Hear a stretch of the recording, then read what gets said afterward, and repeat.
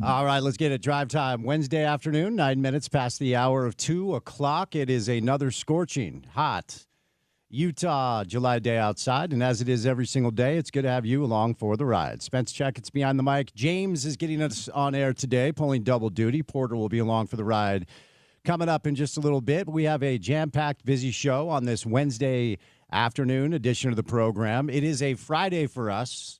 We have Pioneer Day off, and then we're going to have a best of show on Friday. We'll be back with live programming coming up on Monday of next week. But we have a lot to do on the program today. Day 2 of Big Ten Media Days at Mandalay Bay in Las Vegas. Day 2 of ACC Media Days in Charlotte, North Carolina. So a lot of college football conversation throughout the news cycle over the past 24 hours. Penn State picked to win the Big Ten this year, not Ohio State, not Oregon. They did do a preseason media poll, unlike our friends in the Big 12. Of course, Big 12 Media Day, SEC Media Day now behind us. Mountain West Conference last week in Vegas. Utah State picked to finish 9th by the media preseason. Ike Larson named all Mountain West Conference preseason, the only Aggie to have that honor. Bronco Mendenhall, year one for the Aggies up in Logan. Some interesting things to say about his decision-making process. So we have a lot of college football to get to on the program today. The latest with the potential scheduling uniformity conversation, the expanded CFP, access for each conferences, automatic qualifiers and such. So we'll get into the college football storylines as we are less than 40 days away. I believe it's 38 days away from Utah football, right around the corner now. So a lot to get to. The New York Giants have named a starting quarterback. It is not Jackson Dart, not too surprising. It is Russell Wilson. Brian Daboll came out today and made that announcement, so a little NFL on the program. Kyle Filipowski named Summer League MVP yesterday, so a nice honor for Kyle. The Jazz actually held an impromptu press conference kind of randomly where Kyle was able to talk about that honor and what he hopes to carry over year two as a pro basketball player after a really solid rookie season. Not a lot of NBA storylines. This is kind of a quiet time in the world of pro basketball. Of course, Dame Lillard officially back with the Blazers. Marcus Smart has landed with the Lakers. I don't know that the Jazz are going to really do anything else, but a couple of interesting pieces out today, including the worst decision every team has made over the past 5 years, written by our friends at ESPN. And there's a Jazz angle here that we'll get to on the show. Our friends at The Athletic valued every college football program as if they were kind of doing an exercise to try to understand if a private equity firm wanted to buy a football team, what that would cost. Both Utah and BYU on the list. We'll get to some of that. Kind of interesting storylines in that direction. It is the MLS All-Star Game tonight. Did you know that? You didn't. Be honest. MLS Skills Challenge last night. Diego Luna was featured. The summer window for the world of professional soccer opens tomorrow, at least the world of Major League Soccer here domestically. Rumors are RSL is expected to add multiple pieces. As soon as that news breaks and is official, we'll bring it to you. Real Salt Lake will be in action on Saturday, welcoming in an old friend as Chicho Arango and San Jose rolling to town to take on RSL for a 7:30 first kick in Sandy. The game is on MLS Season Pass on Apple TV. So, a ton to do. The pennant races are starting to heat up in the world of Major League Baseball as the All-Star weekend is behind us. So, a lot to do on this Wednesday edition of the program. Good guest list for you guys. Matt Brown will stop by right off the top. Now, Matt writes one of my favorite college football newsletters entitled Extra Points. It's a one-stop shop for me. Use it a lot to prep for the show. Smart dude, good friend of the show. Matt will stop by right off the top. Chris Camerani, typically a Friday staple, but it's kind of a Friday for us. So CK will be in studio today during the 3 o'clock hour. And then the voice himself, the voice of the Utes, Bill Riley, joins us. And my buddy Reese Peck, who's an adjunct professor back east. He's a local guy, very intellectual, fascinating guy. He's been on the show a bunch of different times. So it's kind of a different summer type approach when it comes to some of these conversations we'll have. So Reese will stop by live in studio as well. So Matt Brown, Chris Camerani, Bill Riley, Reese Peck, me, Spence Checketts, all of you, the great listeners. And that guy, James Peterson, sitting in the chair usually occupied by Porter. Pulling double duty today, huh, PD? Yeah, a little bit. Well, I mean, you could probably say triple duty with the PD title you just threw out there. But Porter says he'll be here. He's not an exact time when he'll be able to get in, but I'm happy to fill in for him in the meantime. No NBA storylines. What does a Jazz player winning MVP not in some NBA form of MVP not count as NBA storylines? Well, Salt Lake City? I did mention that. As I say all the time, if you're third MVP in franchise history, right? So Malone 2 and now him. Yeah, it's the first Jazz player to win Summer League. But yes, Carl won a couple of regular season MVPs. But I always say if you're a fan of an NBA team and your best players are playing on your Summer League team, it's not a great sign. That's a good point. All right, so a lot to do on the show. Good to have you guys with us. We'll bring in Matt Brown right off the top. But before we get to Matt, ESPN 700 welcomes Eric Church to the Delta Center on October 23rd, 2025. Tickets are on sale now. You can text Church to 877-353-0700 for a chance to win tickets to go see Eric Church, courtesy of ESPN 700. All right, so Big 12 Media Days a few weeks ago. SEC Media Days about a week and a half ago now, and it's Big 10, Day 2 in Las Vegas, and it's ACC, Day 2 in Charlotte. And ultimately, it's just an excuse to kind of cover some of these storylines going on in the world of college football as we are less than 40 days away for the University of Utah to kick off, and, of course, BYU, Utah State, all of our local teams are getting ready to open up camp, and we'll get some answers to some of the questions that we have, namely for Brigham Young, who's going to start at quarterback. As we now know that Jake Retzlaff is headed to Tulane. Kind of an interesting dynamic there when it comes to the way that went down as a result of the timing of the whole thing.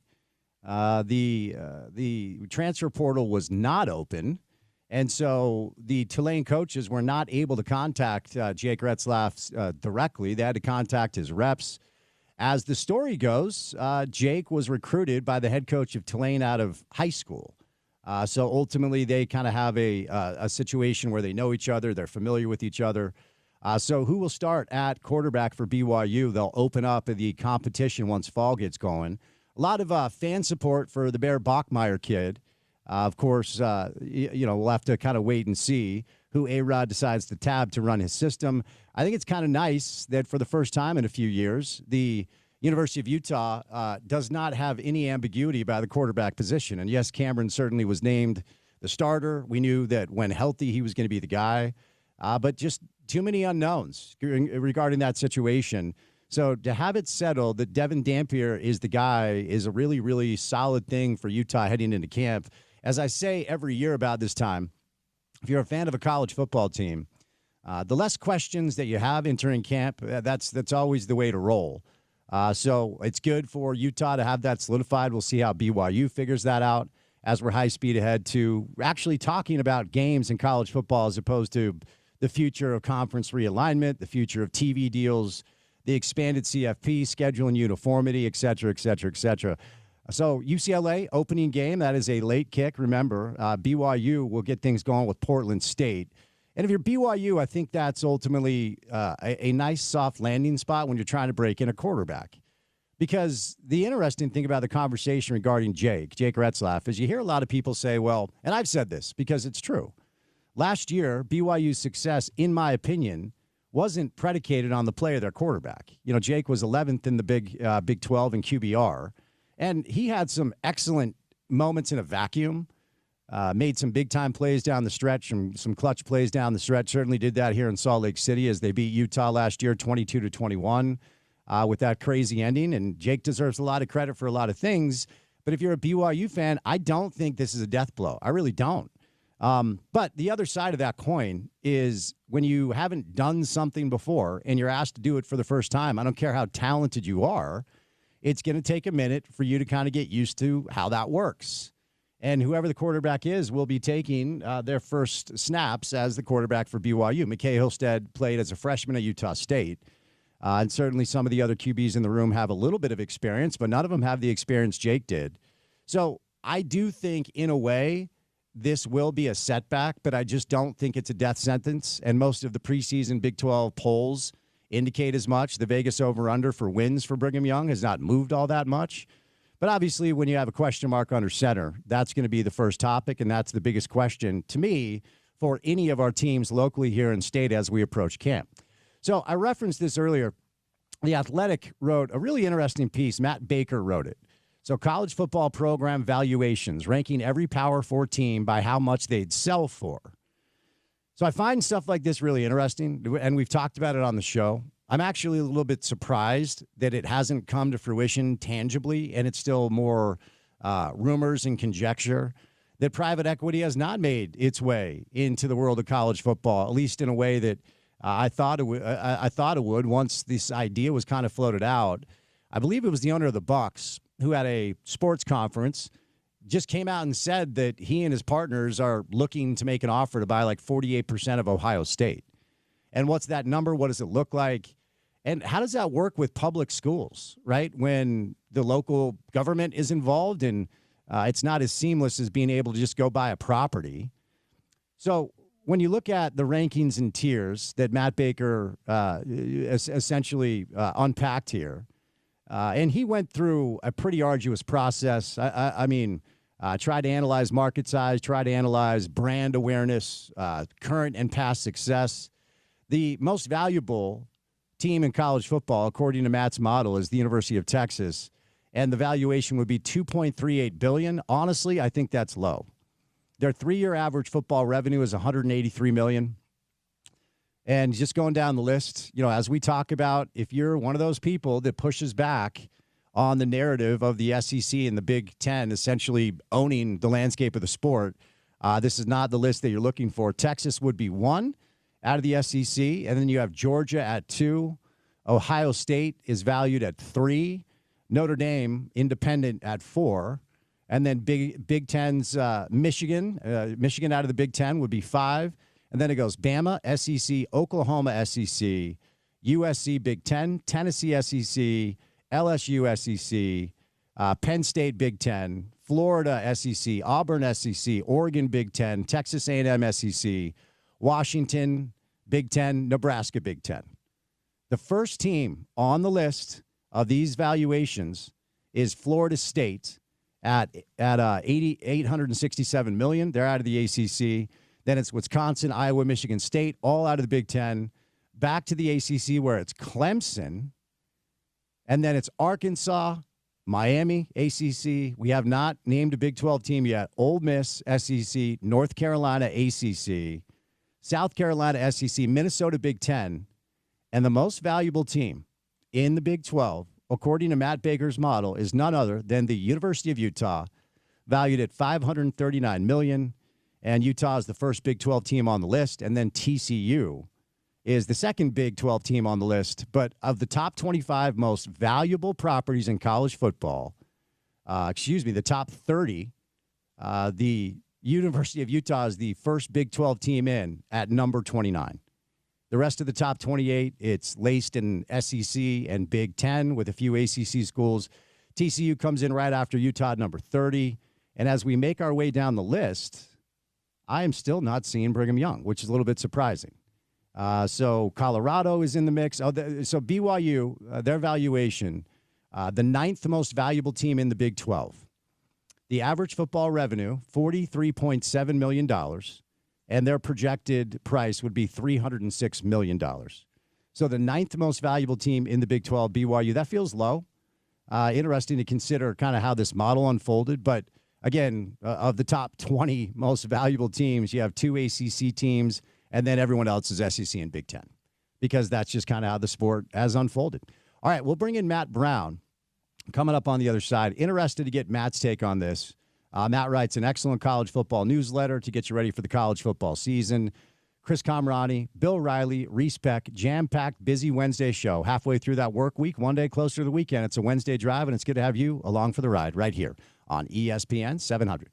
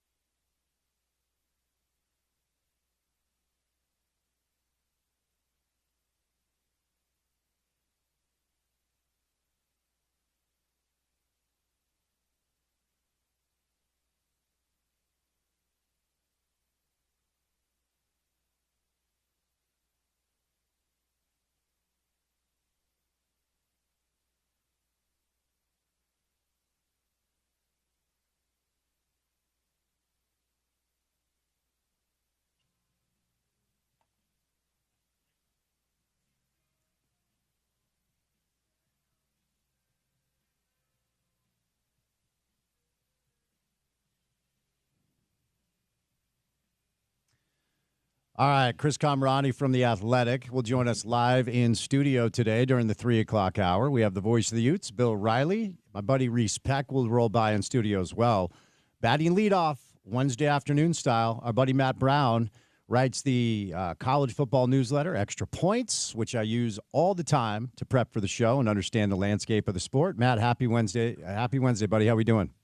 Hey, I'm doing great. Thanks for having me back. I appreciate the time. So, as far as all of these moving targets that are going on right now, we had Big 12 Media Days. We were down in Dallas, SEC Media Days, Atlanta, and now we've got ACC and Big 10 going on right now, Big 10 in Vegas, ACC in Charlotte. I'm going to ask you, what is the most interesting story permeating throughout the ecosystem of college football right now that you're interested in personally? What I'm interested in personally are generally not the same things that everybody else is, and I recognize that I've been out of the country until just a couple of days ago, and I've missed part of talking season. But I generally don't find conference media day conversations to be that illuminating, right? Like for me, I think some of the really interesting stuff that's happening right now is what's happening in D.C. It's what's happening within the NCAA and the College Sports Commission and determining what kind of NIL activity is going to be permissible. It looks like that window is much larger than we thought it was going to be a couple of days ago. And what's happening with some of these smaller schools. I mean, like before you called, I was finishing editing a story on golf, right? So I think my professional instinct is to zig a little bit where people are zagging. I'll have some time to go check the preview magazines and figure out who's going to be on what roster in the Big 12 in a couple of days. Sure. And, ultimately we're not going to talk about the too deep for, Utah or any other Big 12 team on the show today. I wonder, as it pertains to the world of NIL and enforcement, one of the interesting sound bites that we had from Big 12 Media Day from multiple coaches, including Coach Witt, Kyle Whittingham, and Kalani, is that there just seems to be zero faith in the ecosystem of college football in this potential enforcement and what it looks like. And if we're honest, Matt, there's never been an even playing field, and there never will be. You always find ways to circumvent certain situations if you don't really care about approaching things with some sort of moral code. But as far as the progress or lack thereof with the enforcement of NIL, what sort of light can you shed on that? Yeah, I don't blame any of those coaches for saying that. And I'm not accusing anybody in the Big 12 of malfeasance or anything. But, what I can tell you as a reporter, based on who I talk to, is that generally, if I talk to an AD or a conference staffer, there's some cautious optimism, right? And they're the ones that talk to the lawyers all the time. They see things from a different perspective, and they think like, all right, like maybe this works, maybe it doesn't, but I'm willing to give it a shot. I think there's a possibility. So when you talk to people that work in player personnel, GMs, recruiting coordinators, ops people or head coaches, I have yet to talk to anybody in FBS, big school or small school, that has faith in this system. And part of that is, I think if you're a GM and you're talking to other GMs and other recruiting staffers and assistants on other programs, you're being paid a lot of money to win. And you win by having the best players, and you don't get contract extensions or get rewarded for outstanding fidelity to NCAA bylaws or to Collegiate Sports Commission, policies. It's in your professional best interest, not to do anything illegal, but to find ways to get people money so you can get them on campus, and then you beg for forgiveness rather than for permission later. Because it's not like anybody gets really significantly penalized for breaking any of those rules. The only thing that I think will change any of those coaches' minds is when somebody gets penalized in a major way. And will that happen at some point? Probably, and we'll see if it stands up in court. The big change that we've seen in just the last 72 hours is when we talked to folks a couple weeks ago.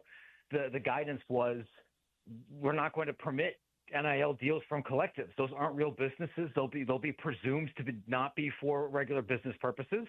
And then the collective operators threatened to sue. They called Tom Mars, and now the guidance says, well, okay, maybe those will be okay, but they're still going to be subject to fair market value analysis. And the kind of when I've been getting from text messages from coaches and GM types since then has been, all right, So we're just going to get like 10% more sophisticated at money laundering than we were in 2022, and then nothing really changed. And if that's the case, then there is no cap. Then anything from the House situation doesn't really matter. Well, the only thing that changes is going to be either rigorous enforcement or some kind or judicial legal clarity. We'll see if we get any of those before October. Are the days of our collectives dead? Are collectives across the landscape of college football just dead now? No, I think actually quite the contrary. They became substantially, less dead, substantially more alive in the last 2 days. There were a lot of collectives that were being folded into schools or converted into more traditional marketing agencies or brought in-house or dissolved, because then the conventional wisdom was that your legal liability goes down if you bring some of this stuff in together. You don't need to run it through a third organization because the school can directly compensate people. But if you're permitted to still have an outside entity and cut checks to people and have it not count against your cap, so long as it passes a fair market value test and is providing some actual service to the public, then I don't think you need to be a rocket scientist to figure out a way to keep your collective operating. Maybe they don't get spun up again in the next 3 months if they were killed before. But absent some really rigorous enforcement, yeah, I think you'll see more schools look at that guidance and think, okay, I've just got to figure out a way to funnel my donor money through some kind of like pizza place, and so that way still give money above the cap, because the 11, 12, 13, 14 million dollars that schools are allocating for their football payroll from just their house money is not going to be enough to pay a championship caliber football team. Mark Harlan, athletic director for the U, joined us at Big 12 Media Days, and I presented him with the split that most people believe is like a general blueprint baseline for both athletic departments: 75% football, 15% men's hoops, 5% women's hoops, then 5% left over. He essentially said, yeah, that's kind of how we're doing it. When it comes to Brian Santiago with BYU, he sidestepped the question in a way that wasn't that surprising to me. Is that your understanding, Matt, of the way that it is most places? Not all, but most places? I think at most places we're talking about being within 5% of that, right? Like you would know this probably better than I would. I would not be surprised if Utah would decided to allocate some money to women's gymnastics. And there are many SEC programs that have to allocate some money to baseball or some money to softball. But that's pretty common. Whether it's 70, 75, 80 for football and kind of splitting things up among everybody else. That is the most common thing. I know BYU, if I understood the Deseret News story from a couple of days ago, it's a little bit different in that they're still using Alston money. They're still tying academic incentives to some of this. I think that they might be the only Power 4 program I'm aware of that said in public, we're not going to fund the full $20 million, which whatever you want to tell yourself. But I'm unaware of anybody in the Power 4 that's doing a radically different sport allocation for their money. So I'm glad you brought up the D News piece, because I wanted to dig into that with you. It's a complicated, slippery slope in a way, because I just don't feel like they're honest and transparent about any of their financial dealings when it comes to the athletic department. And it's laced in this whole like, no, we don't pay top dollar. They want the BYU experience. They want to evolve and grow as young people. And they want to become tried and true BYU. And it's like, dude, we have the reports that you're paying DeBancis $7 million for 5 months of basketball.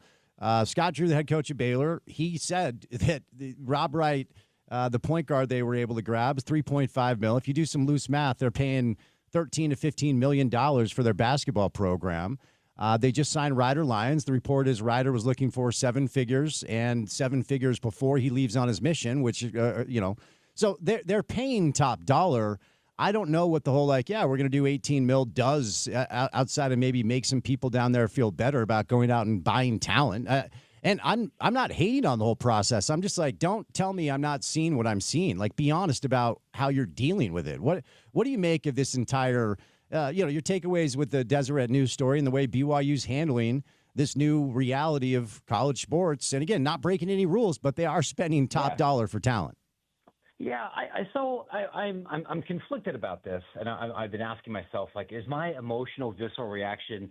Am I being fair? Is this being colored by my own biases? And maybe it is, right? So like, I don't want to come out too hard here. I think we, both people like you and I, and general fans, we have to be careful when we say like, oh well, Baylor's paying X or BYU's paying X, because one of the tricky things about this world, right, is that athletes are getting money from multiple sources. I mean, as far as I understand it, like BYU is not responsible for all of the money that's going to AJ. Sure, AJ correct. is going to Yeah. get some of that, right? Some of it's coming from Red Bull, some of it's coming from shoe companies, some of it's coming from outside things. And if money's coming from some of that's coming from the Cougar Collective. So, a lot of those basketball deals were front loaded the same way that everybody else was doing things. Then BYU could say with their whole chest and be totally honest, we're not paying top dollar. The university athletic department are paying, 85% of market rate. And if other people want to pay him a lot of money, so his total comp is very high, well, we don't have anything to do with what Red Bull does. There's just a total number that ends up getting reported. And maybe there's a meaningful distinction there. Maybe there isn't. That's probably more nuanced for sports radio. I do think I take a little bit of exception to the idea that by somehow paying 18.7 or 19 million instead of 20, or instead of 20.5, that the process is no longer transactional. And BYU is absolutely not alone in this, because I have this conversation all the time in higher education about coaches and administrators that are worried about college sports becoming overly transactional. And we can sit there and we can and it's true at Utah or Utah State or anybody else, that there's hundreds of athletes in the athletic department that are going to a school because they want a scholarship and they want to compete at a high level and they like that school, and they're not going for just a pure paycheck. But once you start paying people in any job, it becomes transactional. My job at Extra Points is transactional. Am I doing it for the love of the game? Yes, but I also got to pay for a new air conditioning unit. I got to go buy snacks for my kids. I got to go buy pants. I got to go buy gas. I absolutely care about the money, and I don't think that's a problem. And I think I've mentioned it here before. Like, my understanding is just about everybody within the church enterprises, whether you're a basketball player or a coach or an English professor or a software developer or a reporter for the Deseret News or anywhere else, is you're not getting the top of the line salary, because they don't want somebody to make the decision and sign up for everything that comes along with that, because they felt constrained by cash. But on some level, if you're paying close enough or enough money, like, I don't think you can pretend that's not part of it. And that's not a LDS church specific problem or a BYU specific problem. There might be a couple of wrinkles where that plays out specifically there. That's a college sports problem. And I think a lot of that is because this industry at large is really reticent to be honest about what this is. Well said. Right? Yeah, well said. And very fair. And again, it's not a commentary on the LDS Church. It's clear that the money is not coming from the church.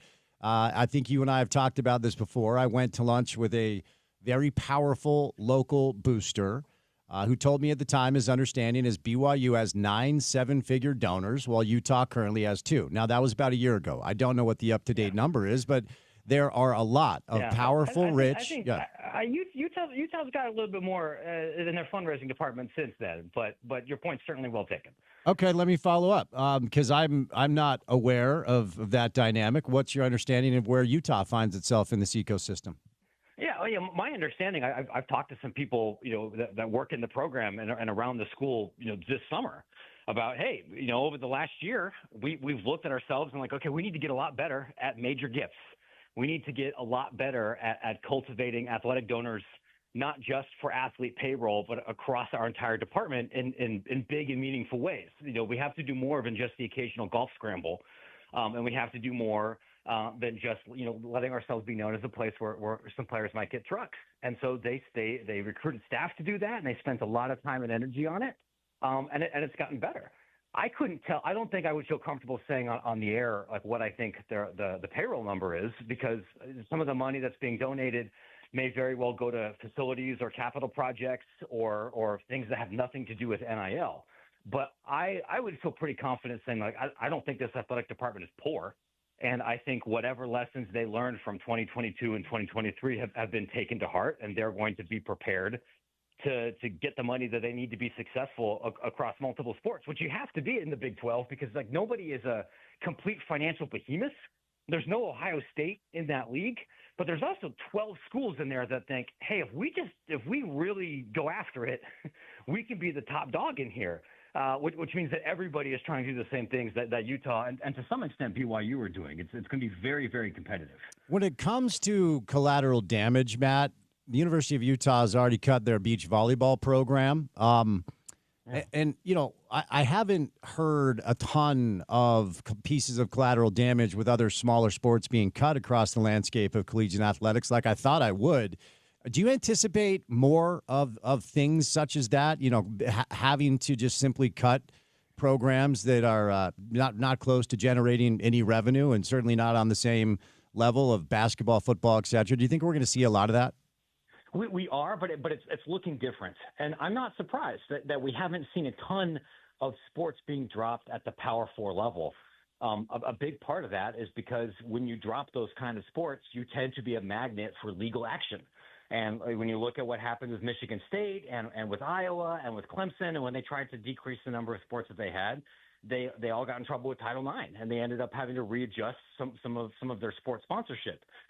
It's not uncommon right now to see sports being cut at the low major level. I would say the one that is probably the most in danger almost everywhere is men and women's tennis, especially.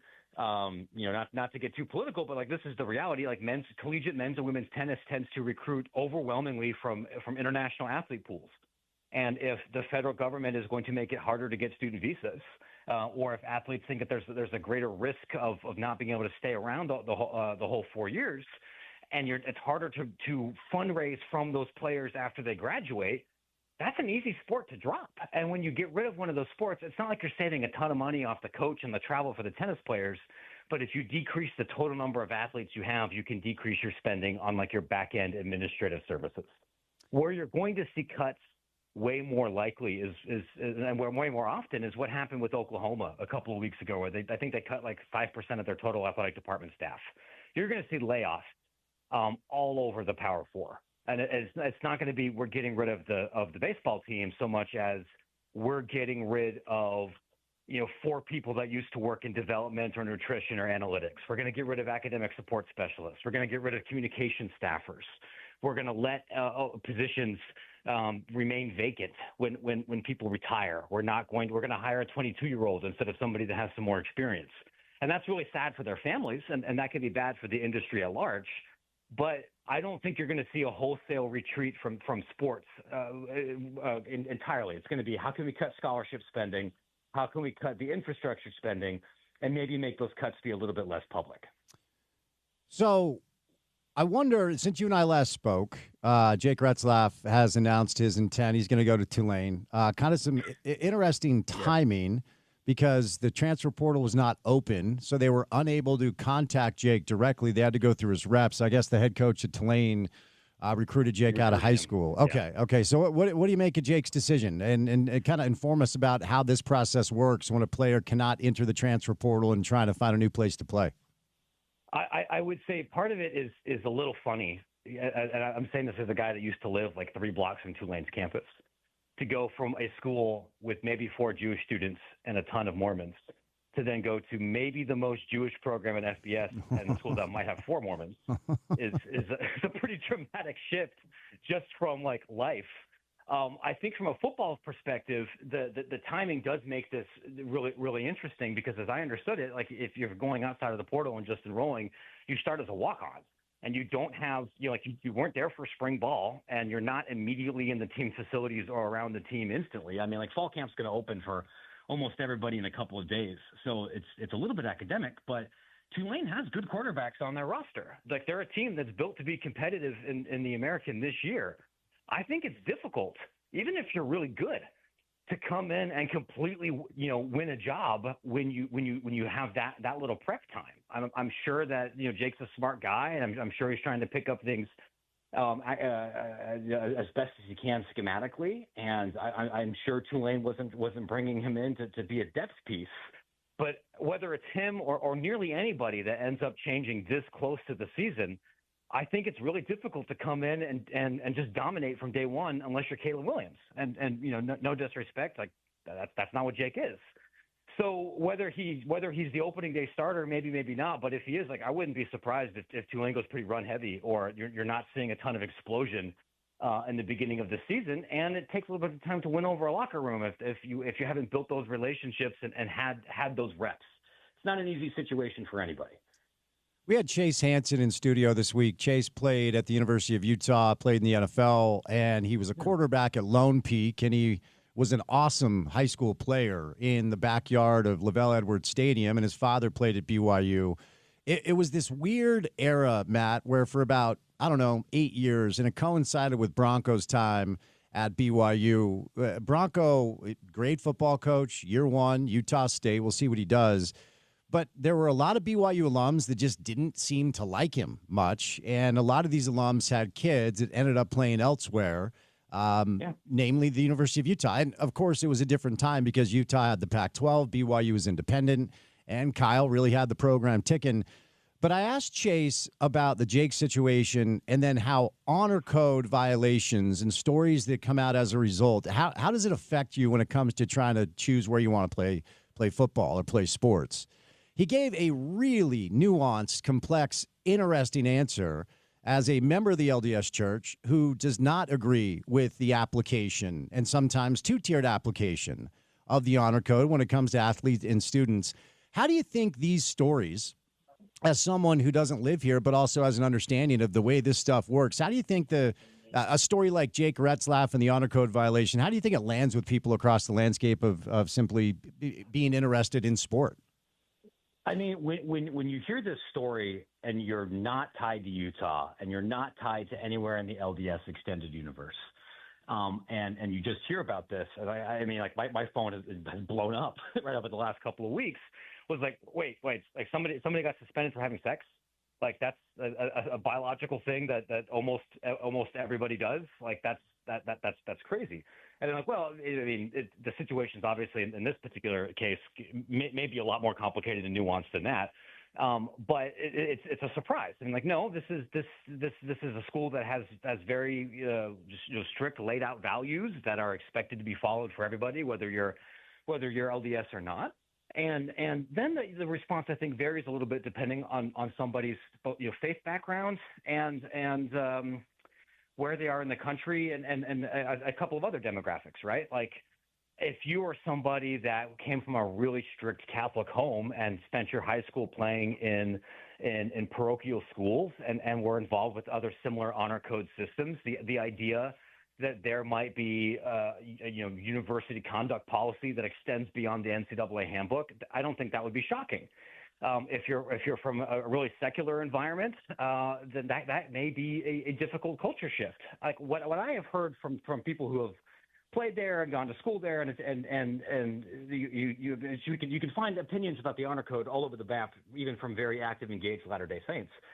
I think part of the challenge will always be when you are recruiting somebody who isn't LDS and may feel like they don't have a real cultural advocate for them during that process. Whether that's, hey, I'm a Black Southern Baptist, and like the people that I'm dealing with throughout all this honor code situation don't look like me, and they're mentioning words or stuff that I don't totally understand, or from people that just don't come from this tradition. And I know some folks come into BYU and have a great experience, even with all of that. Some people don't. It's not going to change.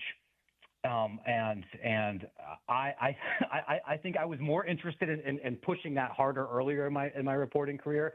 Now it's like, this is just one of the ways this place is different. Sometimes some of the ways that it's different are good and beautiful and worth celebrating, and sometimes they're not. And that just kind of, how you decide what is what depends on who you are, I guess. Well said. All right, final thing, and I'll set you loose. Two Democrats, Summer Lee and my guy Chris Murphy from my home state, Connecticut, reintroducing a bill to affirm and expand college athletes' rights to organize, form unions, and collectively bargain with their universities and/or conferences. According to the legislation, I'm reading this from Ross Dellinger. Yeah. Matt, for me, I've always felt like this is the route that is inevitable. I feel like every time I kick the tires with you, it kind of depends on the way the winds are blowing. How are these winds blowing now? Do you think we are high speed ahead to, at some point, at least in football, these football players with the ability to unionize and collectively bargain? No, I don't. And I know other reporters feel differently, and they may very well be right. What I would tell people here is, like, based on the text of the bill that Ross shared, and the chances that this gets through the Senate are less than 0%. And the biggest reason actually has nothing to do with sports at all, right? Like what Senator Murphy's trying to do is to expand the scope of the National Labor Relations Board to oversee both public and private institutions. There is absolutely not a single Republican in the U.S. Senate that wants to make it easier or to expand unionization options for graduate students and university employees that are not currently covered under the NLRB. But nobody's going to even read the bill to get to the football part before they say, nope, next. It's legitimately more likely that, like, Congress gets rid of the NLRB entirely, or a case goes to the Supreme Court that gets rid of it, than under the way the government's set up right now for that to get approved. While we're talking, like, while Senator Murphy's doing this in the Senate, like, the SCORE Act is advancing out of committee. It's very likely to get a full floor vote in the House, which explicitly says athletes can't bargain because they're not employees. That will probably pass the House. I don't think it will pass the Senate. At least not with 60 votes, but there's some that could get really close. There are Democratic senators who will support that. With a different president, with different lawmakers, could athlete collective bargaining become more likely? Absolutely. And I would just say to anybody who's like, if you are sick of this and you think that collective bargaining is the option, you need to look at who you're voting for. Because if you're sending people like Mike Lee to the Senate, they do not see things the same way on this particular issue. We live in a Mike Lee free zone on this program, Matt. Just so you know. But look, before I set you loose, where can people go get your great work? You can find my stuff at extrapointsmb.com. I'm on Twitter at MattBrownUP. Had a story out today on some potential big changes in the college sports athletic apparel market that actually I think may be of interest to some Utah fans who may be wondering if you're going to be an Under Armour school forever. I've got something else coming out tomorrow on the subject that everybody wants to talk about, which is, of course, Division II college golf. It's more interesting than you think here, I promise, and some realignment stuff coming. So if you love inside baseball, nerd stuff, I think you'll love Extra Points. Matt, thank you, sir. Have a great weekend, okay? You bet. All right, be well, my friend. All right, Matt Brown. Extra Points. I'm telling you, that dude is a smart guy covering college football. If you're looking for more information to try to help you understand how this thing is unfolding, including where we're at in Washington with their involvement with the potential of these players being able to unionize and collectively bargain, Matt's a great follow. At Matt Brown EP is where you find him. All right, we have 1 hour down. We've got 3 hours to go on this Wednesday afternoon. We'll catch a break, and coming up on the other side, Chris Kamrani live in studio for an entire hour on a Wednesday drive. Good to have you along for the ride right here on ESPN 700.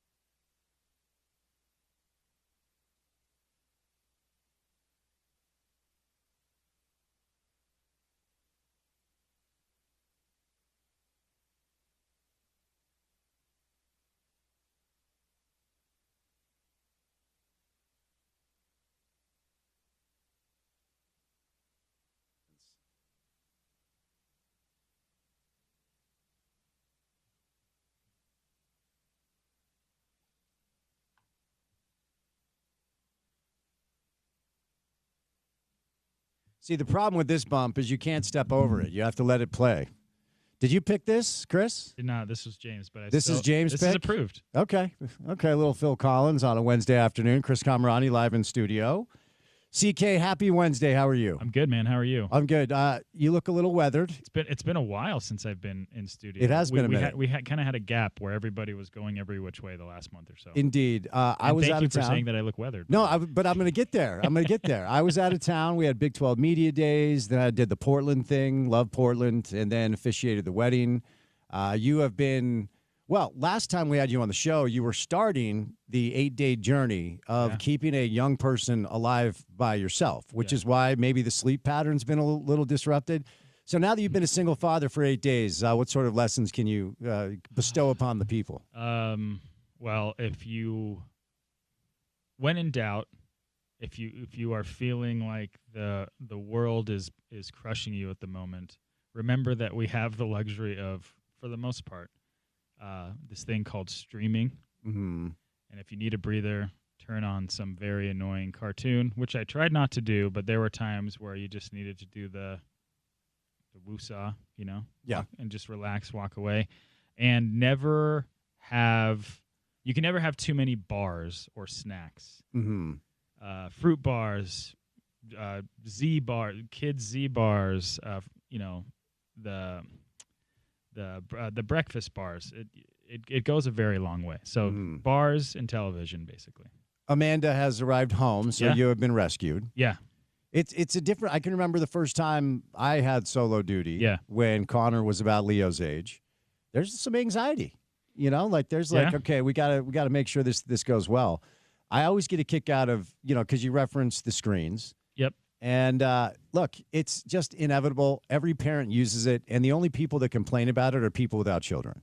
I always got a kick out of I think I was the first person in my friend group to become a parent, and I always get a kick out of advice I would get from my single friends that have never had children. It's like you don't know, so cut it out. So the people that clutch their pearls over screens simply do not have children. The most humbling life experience, without a doubt, is becoming a parent. 100%. On a multitude of levels. 100%. And I had all of my preconceived notions squashed into the ground like the bottom of a shoe at a Rusted Root concert, just going boom, squishing a bug. I guess they wouldn't squish. And there are no shoes allowed at Rusted Root. Yeah, so sorry. We're all in bare feet. Maybe I'll just go something more basic like Pearl Jam. Okay, that works. So yes, there was once upon a time that was me. And then of course. you get thrust into it, and then you realize, I just have to make sure that I can get through the day. And maybe not even the day, the next hour. Right. And maybe not even the next hour, the next 10 minutes. It's moment by moment at times. Yeah. No, there's this great Louis C.K. bit. Saw Louis C.K. in Ogden a couple weeks ago. So you did end up going. I did go. How was it? Phenomenal. Yeah. I know that we've got to be like, hey, the stuff he did isn't okay. All right, fine. He's still very funny. Yeah. But he has this great bit where it's like, before you become a parent, you're like, I will show my child the wonders of the world, and we will always be doing. And then you become a parent, and you're like, oh my gosh, how do I keep it alive? Mm-hmm. That's the day-to-day goal, to make sure you're not screwing it up. Yeah, breakfast, bars, and television.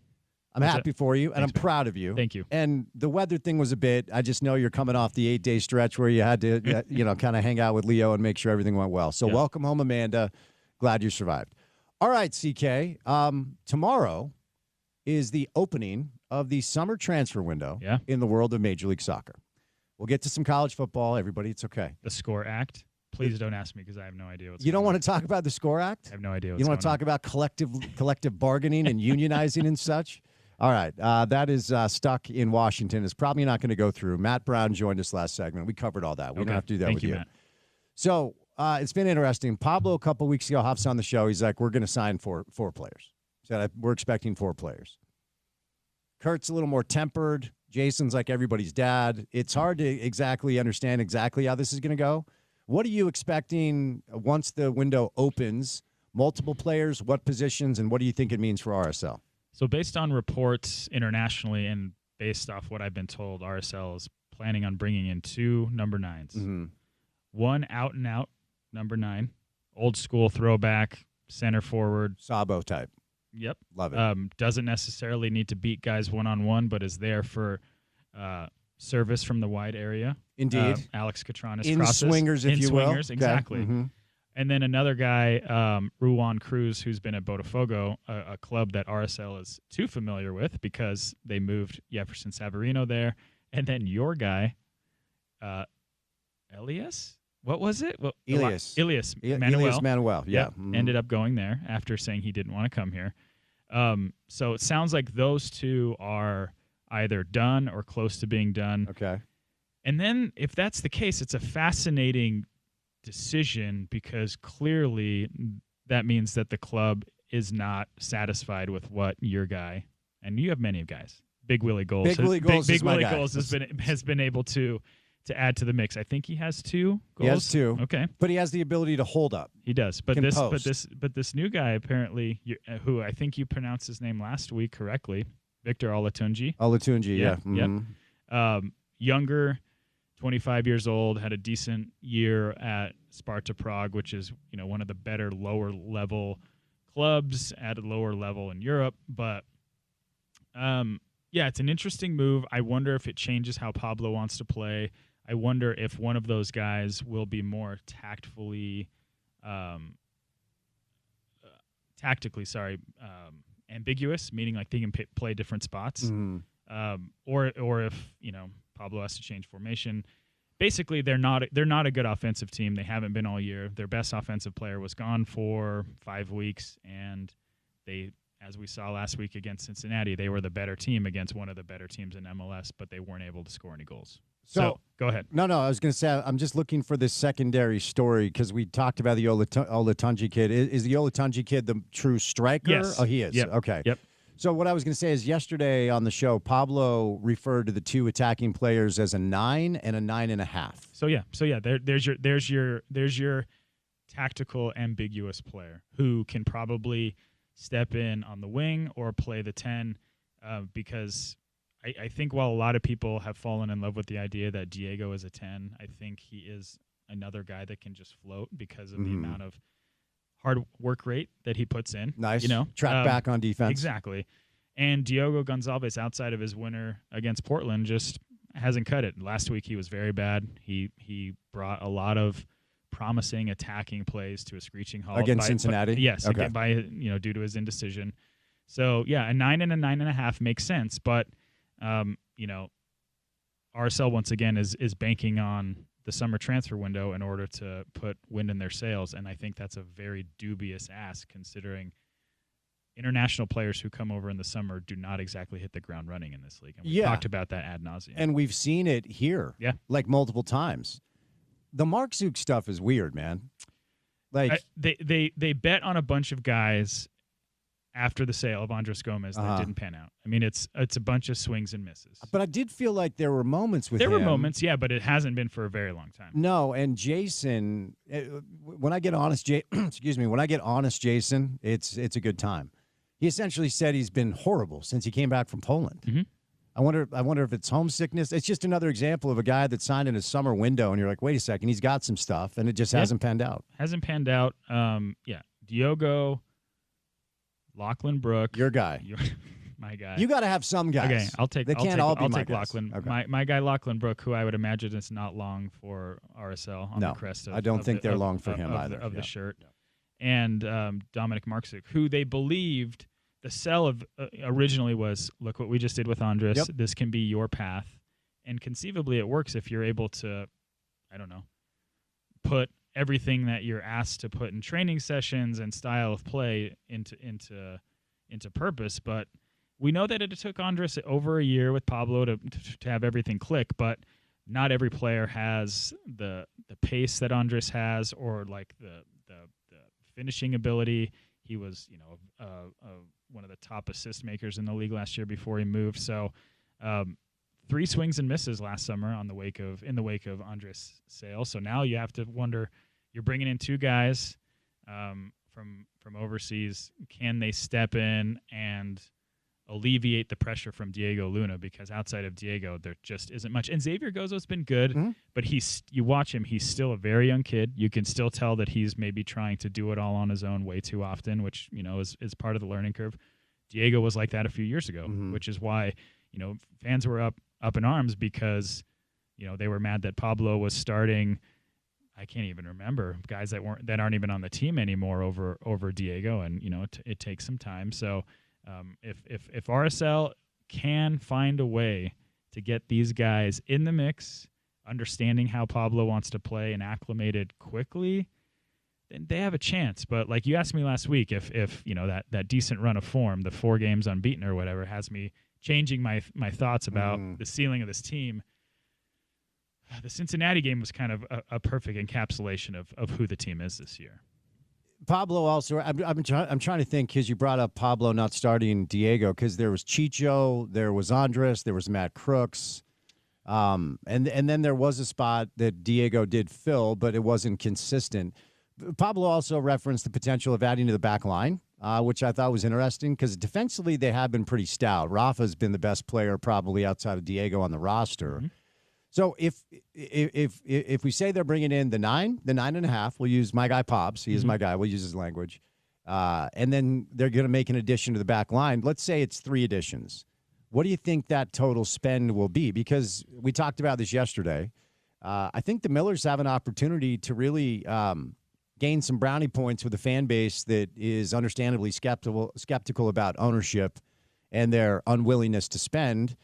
For all the promises of the Blitzer Smith group, they didn't spend. They did a little here or there, but then they ended up selling for a premium and didn't reinvest the money into the team, and I don't think that sits well with fans.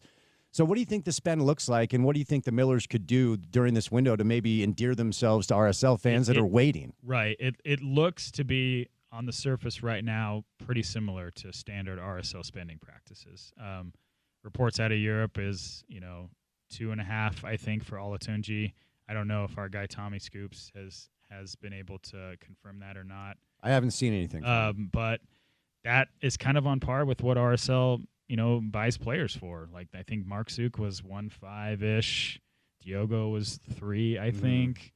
And when you get for the Cruz guy coming from Botafogo, it's a little different because the loan option, you don't really have to pay all that much, but then you can loan with an intent to potentially buy. So they'll get a player on loan, and then Botafogo, his club, will say, if you like him enough, this is our price point, and if you want to buy him at the end of his loan spell, this is how much you have to pay. Now, I would imagine that will be much higher because of, Botafogo is one of the best teams in Brazil. This kid, by all accounts, has promise, young player, big, stout guy. But if they bring in a third player, I would imagine it could be within the league, maybe through a trade mechanism, or if they are going to add a right back or whatever, you're not going to necessarily break the bank at that position. But all in all, if you're talking about money spent, I would be stunned if RSL goes over $5 million this summer transfer window total. Is it Rawan Cruz? I believe it's Rawan Cruz. Yeah. Okay. Our guy Tommy has nothing on it, but I have some info on him in front of me. Yeah, big kid, 24, and I think the Olatunji kid is 25. Yep.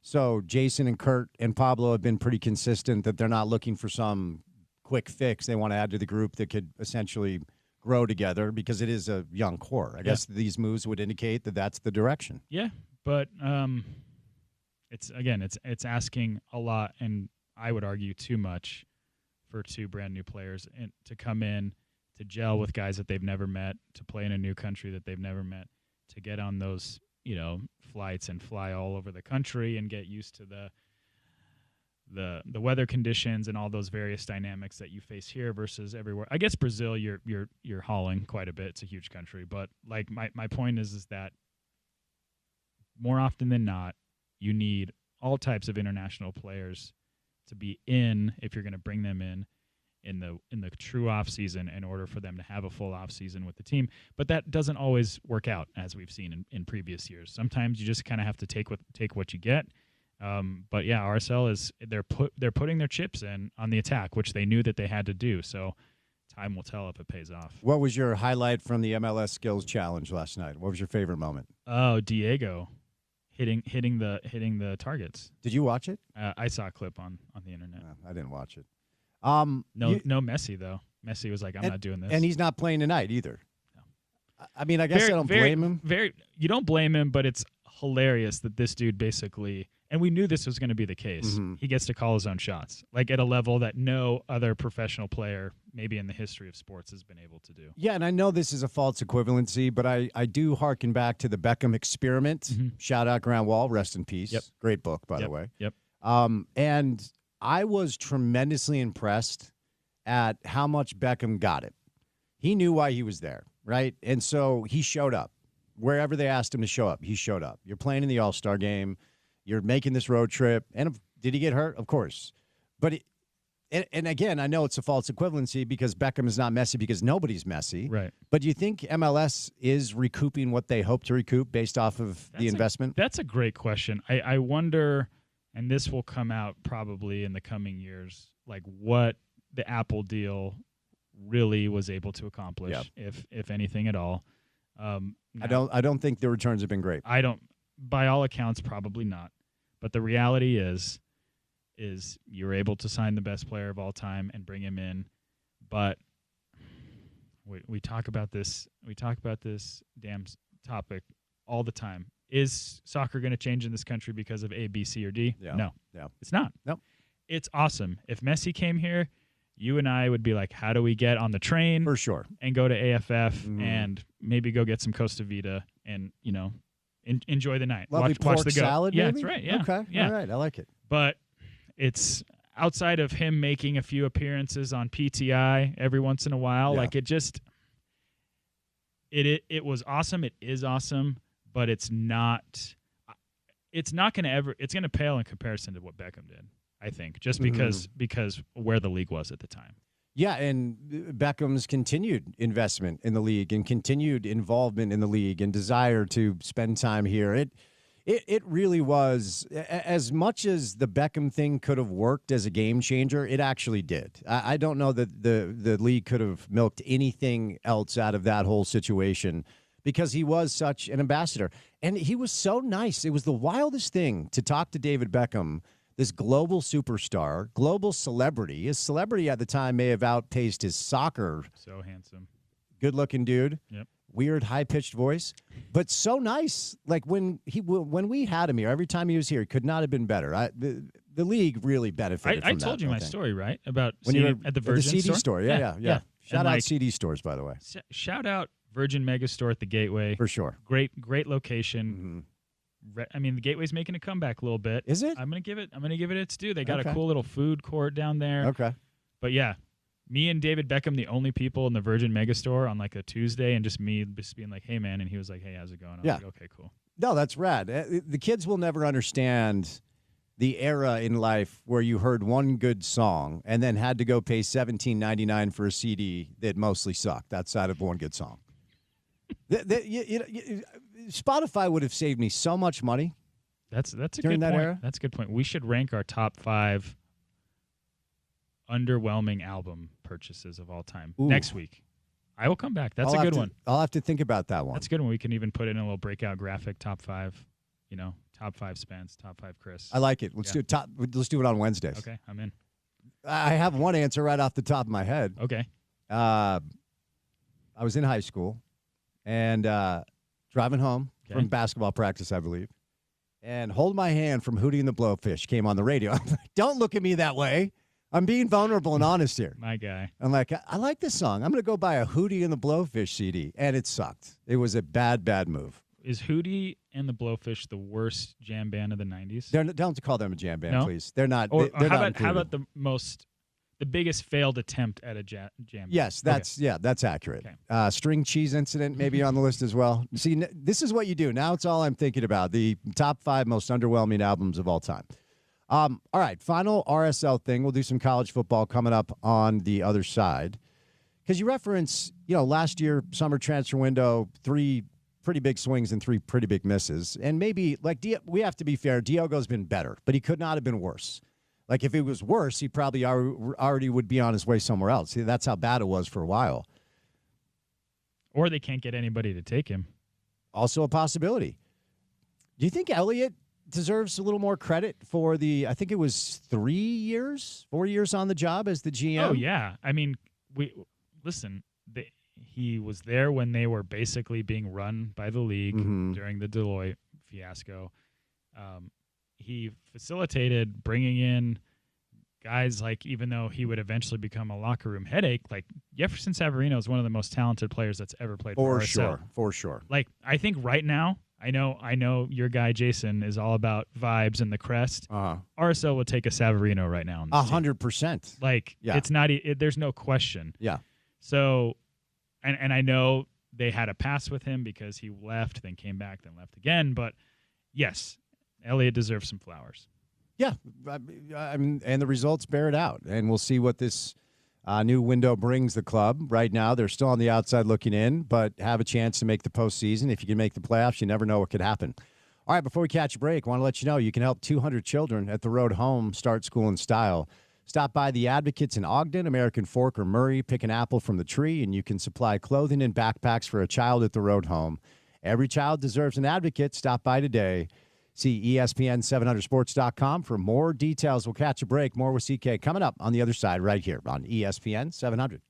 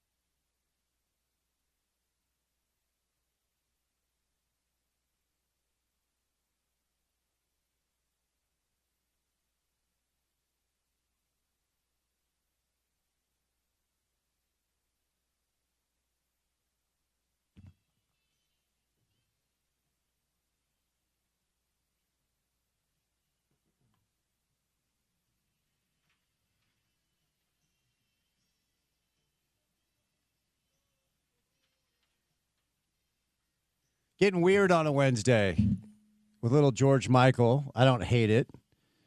Chris Camerani live in studio. Any motivation with you landing on this George Michael track? And you're talking to a George Michael fan, unapologetic. You asked for 80s music. I did. And it's a good one. It is. And it is part of lots of silly, bad 90s comedy movies. Mm-hmm. First one that comes to mind is Night at the Roxbury. Night at the Roxbury. So, like, yeah, it's a good, I mean, it's a great song. It R.I.P. works. It works. I don't have to tell you this, Chris, but we are 38 days away from kickoff for Utah football. Where did the summer go? I'm depressed. I know, man. We blink and it's here. We still have a good few months of warm weather in front of us. For sure. But I don't know. The summer, I feel like, is getting shorter as we get older. That's fair. Okay. But you're going to be on assignment soon. Any exciting athletic college football endeavors you'd like to inform us about? Well, yeah, I'm going to be going to the Aer Lingus Classic or whatever it's called in Dublin, Ireland for week 0 of college football. Iowa State, Kansas State, which is known in some circles as the Farmageddon rivalry. Mm-hmm. Never been. My assignment is to go over and figure out how college football is landing in the homeland. Even though I might not look like it, I'm 50% Irish. Are you 50% Irish? Yeah. Okay. Yep. So might have to go find my ancestry somewhere. I'll get to be there for. I mean, it's cool, but it's also like going international for 3.5 days. Yeah. My brain and body will be not in a great place. It takes a minute to recalibrate. Correct. So yeah, that's on the horizon. So yeah, you talk about 38 days till Utah kicks off. I'm going to be on a flight across the pond much earlier than that. That sounds exciting. I have an aunt who is very adept at genealogy, if you'd like me to put you in touch with her. Does she work for the company that got hacked? I don't believe so. I feel like every extended LDS family has one or two family members that just crush genealogy. Yeah. Do you have one? I don't, but maybe I'll get your aunt's contact info. Yeah, I mean, you put you in touch with the folk who you need to go say hello to. How do when they you're find them? I have no idea. See, like that's where I understand the internet is awesome, but also dark and scary. Indeed. How do you? I guess I'll just have to entrust them. I mean, there is that one show where they have the celebrities on and they track their ancestry, and it's been like, they get celebrities on and do all that thing. But I just don't know, like, who's trying to care about me? But maybe the internet does. It's a good question. I honestly don't know the method behind the madness, but my aunt is insanely organized. Like every year at our reunion, we do the thing. Is she based in Utah? She lives in Arizona now. Okay. But she rolls up for the family reunion, then we sit down and we learn about all the things. I will. Thank you. Are you as obsessed with this astronomer CEO Coldplay story as I am? I admittedly, when I was in the throes of Parenthood solo last week, I missed it originally, but I finally caught on, and very funny. Apparently, RSL had a pretty good fan gag. They did. At their expense last week. Listen, man, can't get caught slipping. And Chris Martin, I don't know if he had if there's a vendetta in play here, or if he just saw somebody who looked really happy and was like, I'm happy for those guys. But I don't know that there was anything malicious behind it. It looked like a lovely couple experiencing a Coldplay concert for about 0.5 seconds. There's so many incredible angles here. Like the fact that the woman is the head of HR for the company just makes it, yes, shout out John Paul, chef's kiss. Unless I've missed something, because the other thing, there was like a statement that was going around that turned out to be fake that the astronomer CEO apparently released, but then it wasn't his statement. So I don't really know what the latest is. Apparently he's been fired. The board got together and was like, this is a bad look. My favorite part is the woman's husband has said nothing. I'm just kind of obsessed with this dude. Like, I wonder if it's like a get out of jail free card for him. If he's like free at last, free at last. Or if he's like, can I get free Coldplay tickets out of this? They're going to get paid. The CEO's wife, she's going to make some cash. Never heard. Is it astronomer? Astronomer. What is the company? I don't know. See? Is this good for that company? In the day and age where currency is attention, is it actually something that will benefit the company? Maybe a blip, but I want to say it's like an AI thing, but maybe I'm wrong. The whole thing is just, I don't know. It's sad in a way, but also very comical in a way that that's how they were outed. I do not have a stomach for cheaters, but, you know. Anyway, back to college football. So, Speaking of cheating, yeah. talk about a segue. There we go. Back to college football. We are right around the corner. Big Ten Media Days right now in Vegas at Mandalay Bay. Were you asked to go to any media days? You were not assigned to any of them. Negative. How do you get out of that stuff when you cover college football? Very carefully. I truly would like to know how you get out of this. Well, luckily our staff size is pretty decent, and I work with people who are a lot more famous in the world of college football reporting. Mm-hmm. And they know if they put me out there, I'm just going to draw so much attention to myself, you know. Because that's how you are. Yeah. Well, at Big 12 Media Days, there was a room allocated to the Athletic. Yeah. And my guy Feldman. Yeah, Bruce was there. David Ubben was there. Justin Williams was there. Chris Vanini, who is my guy, and for a multitude of reasons, for some reason, people at our company and readers confuse us all the time because of the slight similarities between the sounding of our last name, Kamrani, Vanini. So, like, there's been multiple times where people have, like, sent me a Slack and be like, hey, I have a question about your story. It's like, nope, not me. It's Chris. Interesting. So he's my Italian brother. Well, let's get him on the show because I read what Chris writes. Great. So today, Matt Baker, you know Matt? Good friend of the program, a genius when it comes to open records requests, and just a very, very good reporter. He was hired in the last year, and he's been a terrific ad. So really interesting piece today. Actually, I guess it came out yesterday because Sean was talking about it on his show. Because, you know, this is the time of year where you start to read the college football previews, you start to listen to the college football pods, and you start to get ready for the season. And I'm always reminded how many idiots cover the sport and how many, like... Idiots cover all sports. True, but I'm always reminded when I dig back in, like, this media ecosystem actually contains a lot of people that clearly are pandering to the conference they cover or the school they cover, and their fans are not media members.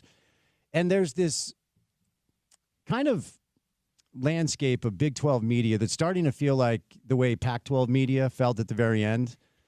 Like, John Canzano came on the show, and he was basically outlining his side of things, and it was draped in this belief that the Pac-12 was going to make it because, of course, he covers the Pac-12. He wants the conference to survive. It's better for him and his business and his Substack or whatever he's doing.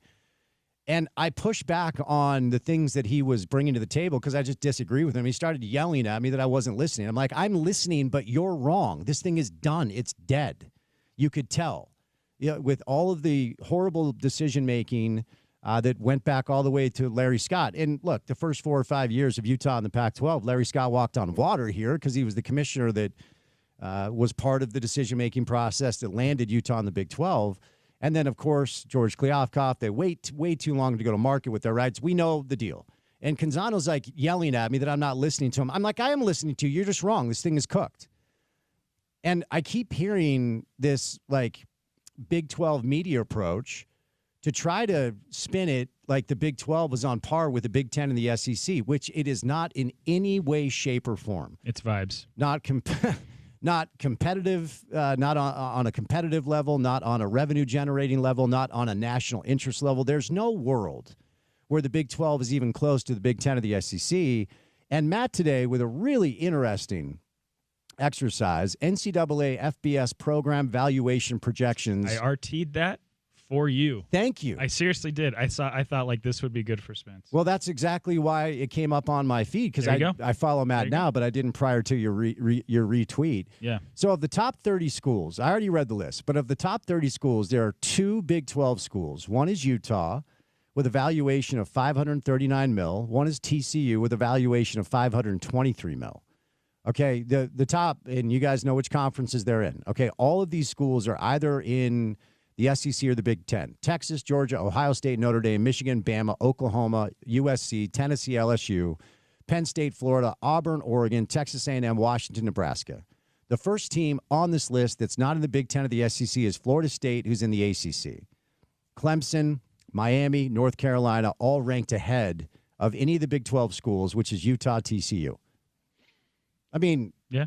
another piece of evidence is as to where this conference exists in the ecosystem of college football, regardless of what people who shill for the conference want to tell you. A wise man once said, "If you will it, it is no dream." Ooh, Walter Sobchak. I like that. The Big Lebowski. I like that. It's good.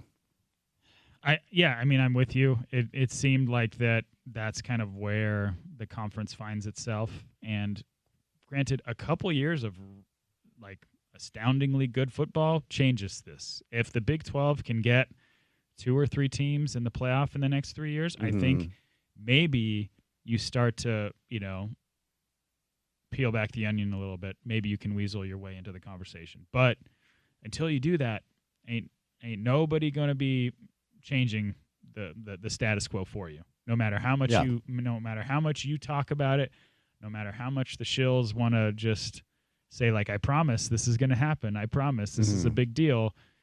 No, man. The powers that be are the powers that be for a reason. And the Big 12 has so much work to do. They have good basketball programs. That's great. But other than that, the moneymaker is football. It is, always will be. And it does not bode this conference well that every offseason you're going to be able to go in and be like, throw a dart at the board and be like, who's going to win it this year? UCF? Okay. Houston? All right. Utah? Sure. BYU? Whatever. Like the conference is going to be this way for a while. That's the reality they're facing. BYU's valuation comes in at 50th in the country and 9th in the Big 12 at $306 million. That felt low to me. Too many extenuating circumstances. It's such a unique place. As you know, it's a private school, so probably not everything is going to always be publicly divulged. They're not subject to public records requests or GRAMA requests. But I agree with you. My guess would be that that's part of the reason why. Yeah, and maybe it's a lack of understanding or lack of information, to your point, because I think what Matt did is really fascinating. Jake Retzlaff lands at Tulane. Yeah, are you stoked? Sure. Matt Brown, and Matt's a funny guy. He had a funny line. He said, Jake just left a place where there are 4 Jews and hundreds of thousands of Mormons to go to a school where there's hundreds of thousands of Jews and probably 4 Mormons. Yeah. A little bit of a culture shock for our guy. I think, the manner in which Jake's BYU career ended is messy, and it's unique to the school. But it is somewhat, like, intriguing that we, as a college football ecosystem, are so fascinated where Jake Retzlaff is going. Like, Jake was a decent quarterback, but, like, he wasn't – this isn't Zach Wilson the year he went number 2 in the draft. Like, Jake was good, and BYU was, in the mix for the conference title late into November. But Jake has to beat out a bunch of other guys that Tulane brought in as transfers. And, Jake's not even a transfer; he's a walk-on because the portal's not open. Yeah, that was kind of a weird dynamic of this whole thing. They weren't even allowed to contact him. They had to go. They had to go through his reps. Colorado, $328 million. That's 11th in the Big 12. Found that kind of interesting. 99% of that is due to Dion. For sure it is. That's 7th in the Big 12. It's actually a couple of spots ahead of BYU. I'm stunned that we have not seen this actually come to fruition, where private equity has been infused into college football. It feels like it's just a matter of time. I think Greg Sankey was asked about this at SEC Media Days, or one of the commissioners was recently, and they said right now it doesn't make sense for their conference. So if you have somebody publicly saying that, I guess we're still a little ways away. But as we've seen, nothing matters. Everything is subject to change. It's going to change. The CSC got sued into oblivion in just a matter of weeks, and now they're backtracking on all their stuff. Like, at this point, I understand why some fans would want to understand the minutia of it all, but for a lot of fans, my guess is just like, let's just wait till we line up and kick the ball. Yeah, I think most people, I am interested in the mechanisms that makes the sport tick.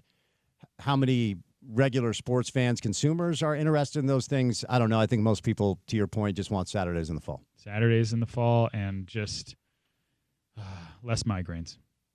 Oh, how are we doing there, by the way? Oh, we're getting there. You're hanging in? Excedrin migraine. You got Excedrin. You have it like in a holster, ready to access at any time.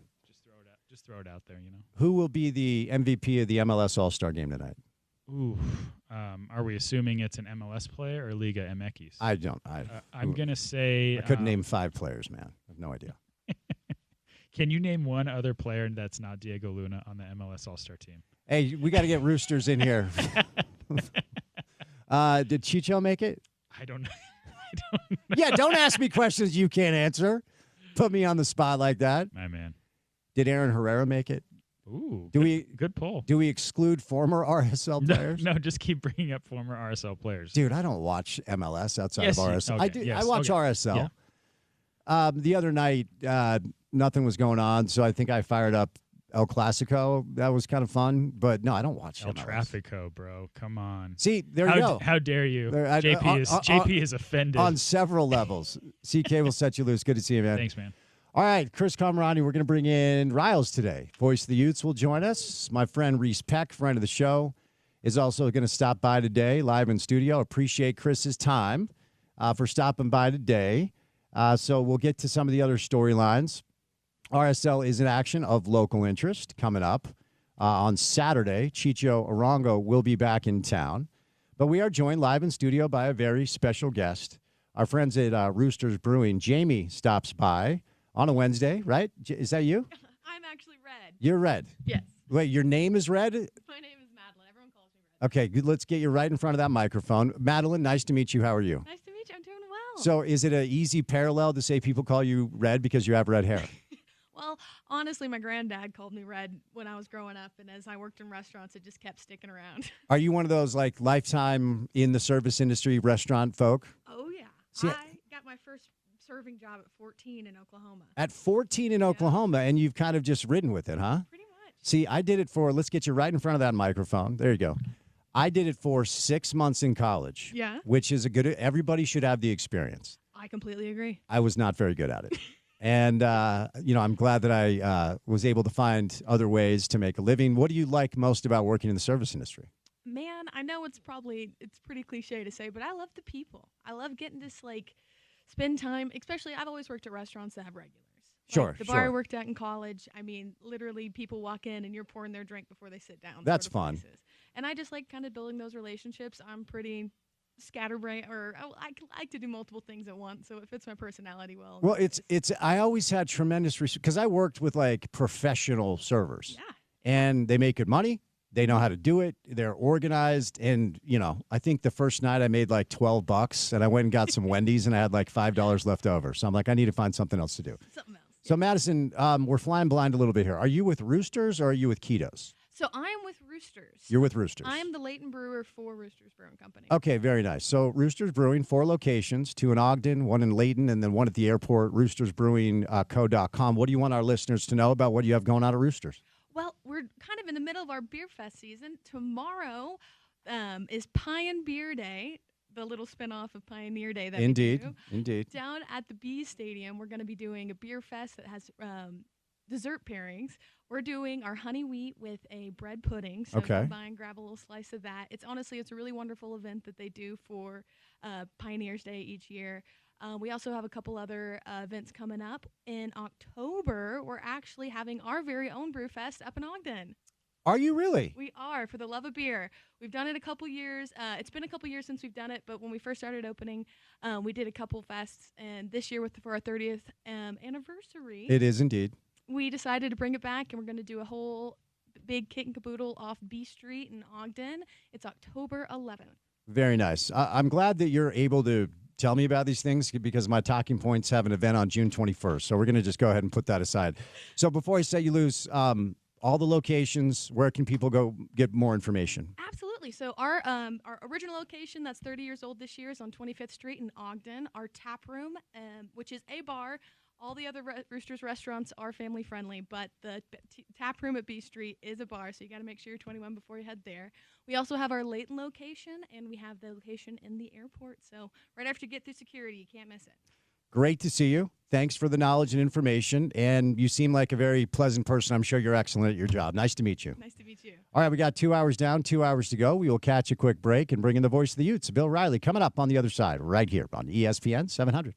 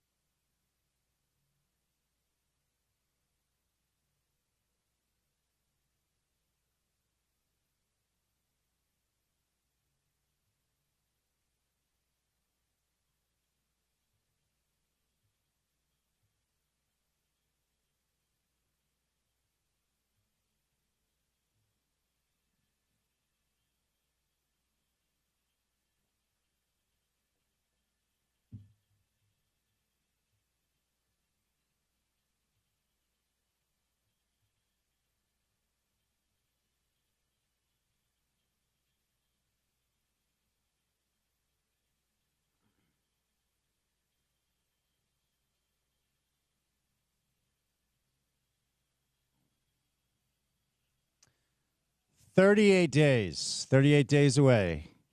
Utah football is almost here. It's that time of year where it's time to look forward and get excited. And we've got Big Ten Media Days at Mandalay Bay in Las Vegas. Did I say Mandalay? Seinfeld on the mind. Mandalay Bay. Mandalay Industries, shout out. And then the ACC is in Charlotte. The voice of the Utes, and I believe Seinfeld fan, Bill Riley on a Wednesday. Rouse, happy Wednesday. How are you? Would that be Art Vandalay of Vandalay Industries? What a weird error, calling Mandalay Bay Vandalay Bay. I have recently done the Seinfeld rewatch. It is highly recommended. Cramerica Industries, perhaps? What is oh wait, you're a Wire guy. Like the Bill Riley Mount Rushmore of TV series. Do you have your top 4? Wire 1. I would say Game of Thrones 2. Well, not in any order. They're up there. I am a really big Spence Friday Night Lights fan. The television show. It was fantastic. And then I would say probably Breaking Bad. Good call. Have you done a second rewatch on any of them? Well, I've probably watched The Wire 4 or 5 times. It's one of those go-tos, and then occasionally you'll just pick one out. Game of Thrones, 1 rewatch. Breaking Bad, a rewatch. And Friday Night Lights, probably 3 or 4 rewatches because it went off the air like 15 years ago. So, what's the Riles' take on Sopranos? I like The Sopranos. Probably in my top 10. My only issue with The Sopranos, and again, it was early appointment watching television. There was always 1 or 2 episodes in a season that really had nothing to do with the season plot line. Tony would go to Las Vegas and trip on acid and have weird dreams or, just something wild. So I love The Sopranos, but it's not quite Mount Rushmore for me. Fair enough. Fair enough. Where would you rank college football on just the pantheon of watching TV?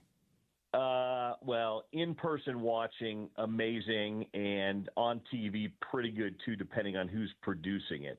Probably my favorite in-person watch just because of the passion and the difference in the state. I love the NFL, don't get me wrong, but the NFL is kind of all the same. Different levels of play on the field, high level, but the stadium's all kind of the same. I like the different traditions and venues and parts of the country you get with college football. So 38 days out, Riles. What's this time of year on the calendar like for the voice of the Utes and the director of broadcasting? What's the energy in the building right now? Well, it's kind of, it's a week from today the practice starts, Spence. So it's kind of counting it down and getting excited. And we launched today our podcast series of my podcast with the different coaching staff. We're going to do 2 a week. We'll have 1 drop today on the Utah Athletics and Utah Football social media channels. And I talked to every coach on the Utah football coaching staff. So I did those a couple of weeks ago, and they were just great insights on the guys, but also on football and what their expectations were for the season. So that kind of got me excited a month ago, but now that we're a week away and 38 days from that game at UCLA, and I think I always get a little more excited too when you've got a good opener. I don't know how good UCLA is, but they're going to be better than a 1AA opponent. And going back to the Rose Bowl brings back great memories, regular season, postseason. So probably a little bit more excitement just based on the expectation for the year and where that opener is and the opponent that we're going to see in the opener. Which of the coaches in the podcast series, which episode drops today? Today is the first, and I believe it's Morgan Scally. Okay. So I led it off with the longtime defensive coordinator, fraternity brother of yours. Indeed. In Hawk. No, Bill. Come on. Get it right. And in Hoke. There you go. And had a really good conversation with Morgan and just kind of talked a lot about, last season and this season and what he's expecting coming back and, the excitement around the team and the program. I just think that there's, we've talked about it. There's a real excitement and energy about it. And, he's got a lot of continuity on the defensive side and good coaches. But it was a fun conversation with Morgan. So you guys, listeners, can go to the different Utah Athletics, Utah football, and, you'll see a snippet in there of the podcast, and then the full length, there'll be a link to it. And they're all about 20 minutes each, but it's a good insight to the different coaches and position groups. How do you feel like Morgan is handling and look, he's still young, So he's got a lot of coaching in front of him. Part of me just wonders if he's kind of chomping at the bit to kind of put his own stamp on the program as the head coach. And obviously, Kyle is back. Kyle's under contract, and Kyle will coach as long as Kyle wants. And he has earned the right to walk away when he wants to, and he's earned the right to let us know when that time comes. But what sort of kind of energetic feel did you get from Morgan? How do you think he's kind of handling the dynamic? Well, I think the dynamic's fine because he's been kind of coaching waiting a couple of different times, and this time I just think he knows the job is his, and he didn't talk about that. He's not going to talk about that, or he's just going to talk about the season ahead and the team. But you wouldn't be human if you weren't thinking about next year or the year after, whenever that time happens to be, because then it's going to be yours. So. Yeah, he's never going to talk about it publicly just because that isn't how he is, because it's not his till it's his. But I would guess in his mind, and Morgan, he's very meticulous, very analytic. He's probably begun, at least in his head, planning for whenever that day happens to come. What are, from your viewpoint, the similarities between Kyle and Morgan, and what are the differences? Because there are times where I'll be listening to Morgan a presser or interviewing him or whatever, I'm like, man, he sounds a lot like Kyle. And then knowing Morgan for as long as I have, I know that he very much is his own man. What do you perceive to be the similarities and the differences between the two coaches? Well, I think I think their personalities from a football standpoint are very similar. I mean, why wouldn't they be? Morgan played for Kyle. Morgan played in this defense. Morgan has spent his entire coaching career working with Kyle Whittingham. So the mindset, the philosophy, I'm not saying that Morgan he kind of does his own thing. It's not in lockstep, but they think very similarly with how they want to run a defense and things like that. I think their personalities are different, where Kyle is, Kyle's a little bit more laid back and he's a little bit more dry with his humor.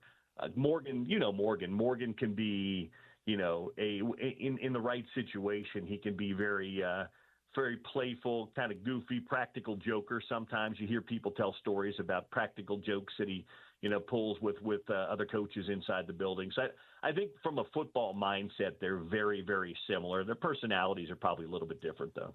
I want to ask you about, actually, one more question about the defense, because as you referenced, a lot of continuity, a lot of returning starters. One of my favorite conversations in Dallas was with Lander Barton.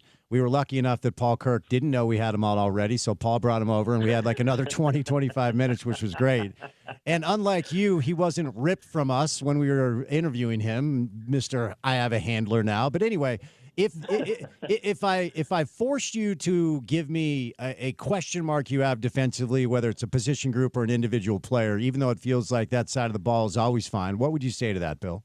Oh, I think there's a little bit of a question with the edge rushing, because really the only guy with any, and it's not a super long resume because of the injury, is Logan Fano.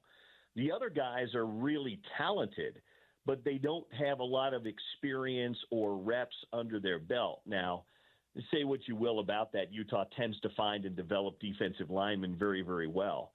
But the linebackers, I mean, from Lander to Levani Damuni to Jonnu Hall, to a guy like Trey Reynolds, they're fine. The linebackers are fine. Secondary safeties, corners. I think there's a little bit of a question mark at the opposite corner from Scooby Davis, because they've got a couple of transfers. That'll be a little bit of a battle in fall camp. But for me, I'm just curious to see, who emerges as a real pass rush threat. And if Fano is back 100%, can he kind of reclaim that form of a couple of years ago?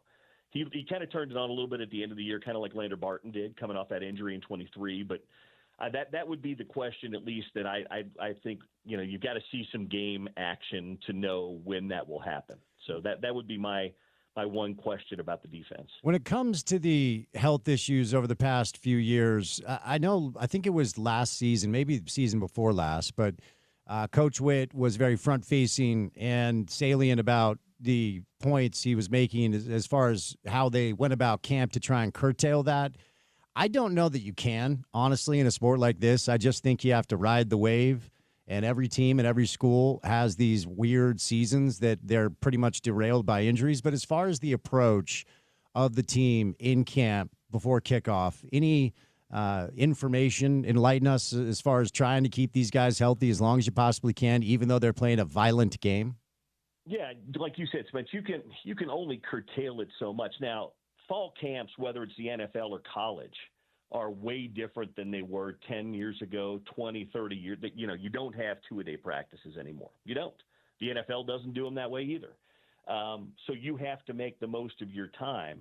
Kyle has talked about using kind of an NFL model for his training camps this year where, you have the first week of ramp up and acclimation, which you're required to do by rule.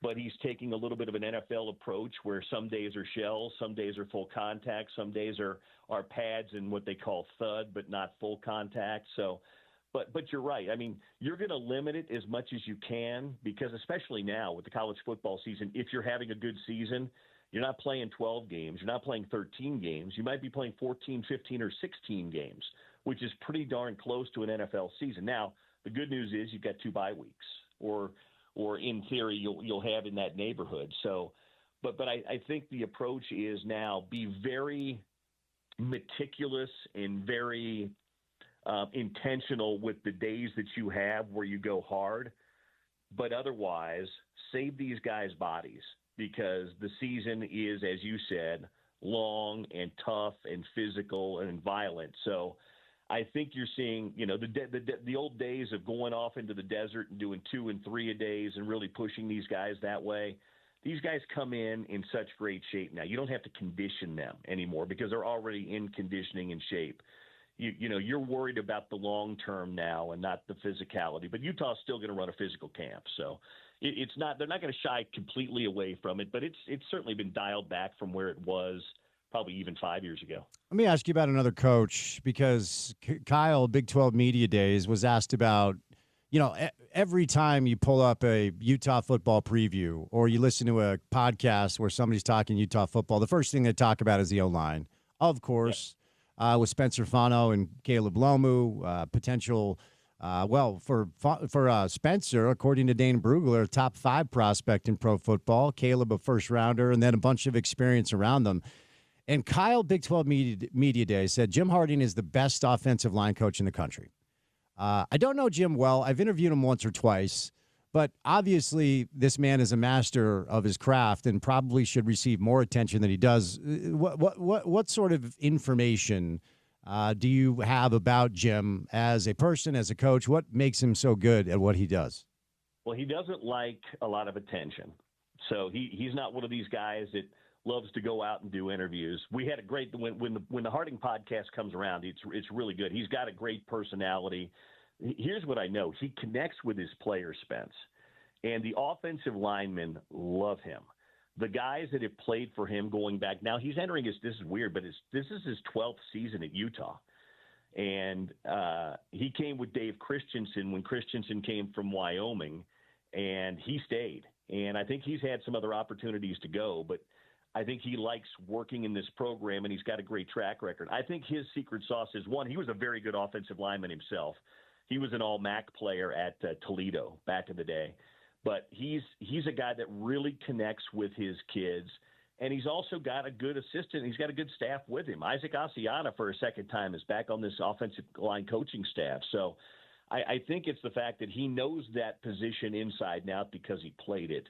But I think his ability to develop and connect with these kids really has them dialed in. If you look at it, Utah's had some turnover like all schools do at lots of positions over the last couple of years with the advent of the portal.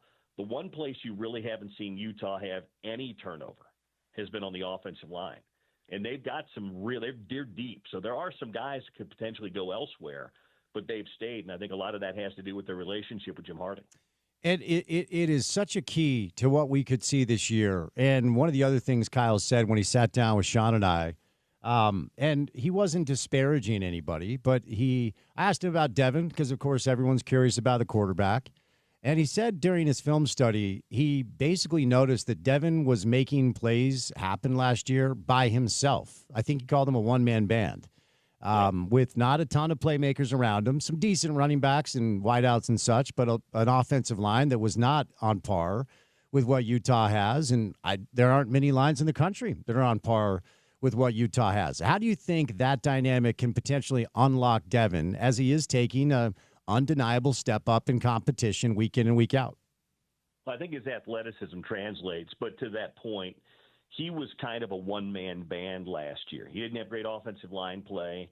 He made a lot of plays on his own with his legs and his arms, outside of what they call, the pocket and outside of the kind of the rhythm of the play. I don't think he's going to have to do that as much this year. I think because of that offensive line and because of some of the stuff that he's got around him that will be better than what he had at New Mexico.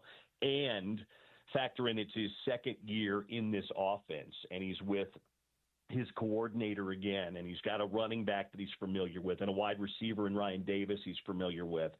I think that's going to help him a great deal, Spence. I don't think he's going to feel like he has to be Superman on every play. And, in fact, I think I asked Jason Beck this one of our conversations this offseason. I said, do you have to kind of coach that mentality out of Devin? He's like, no, because he's a super high IQ guy.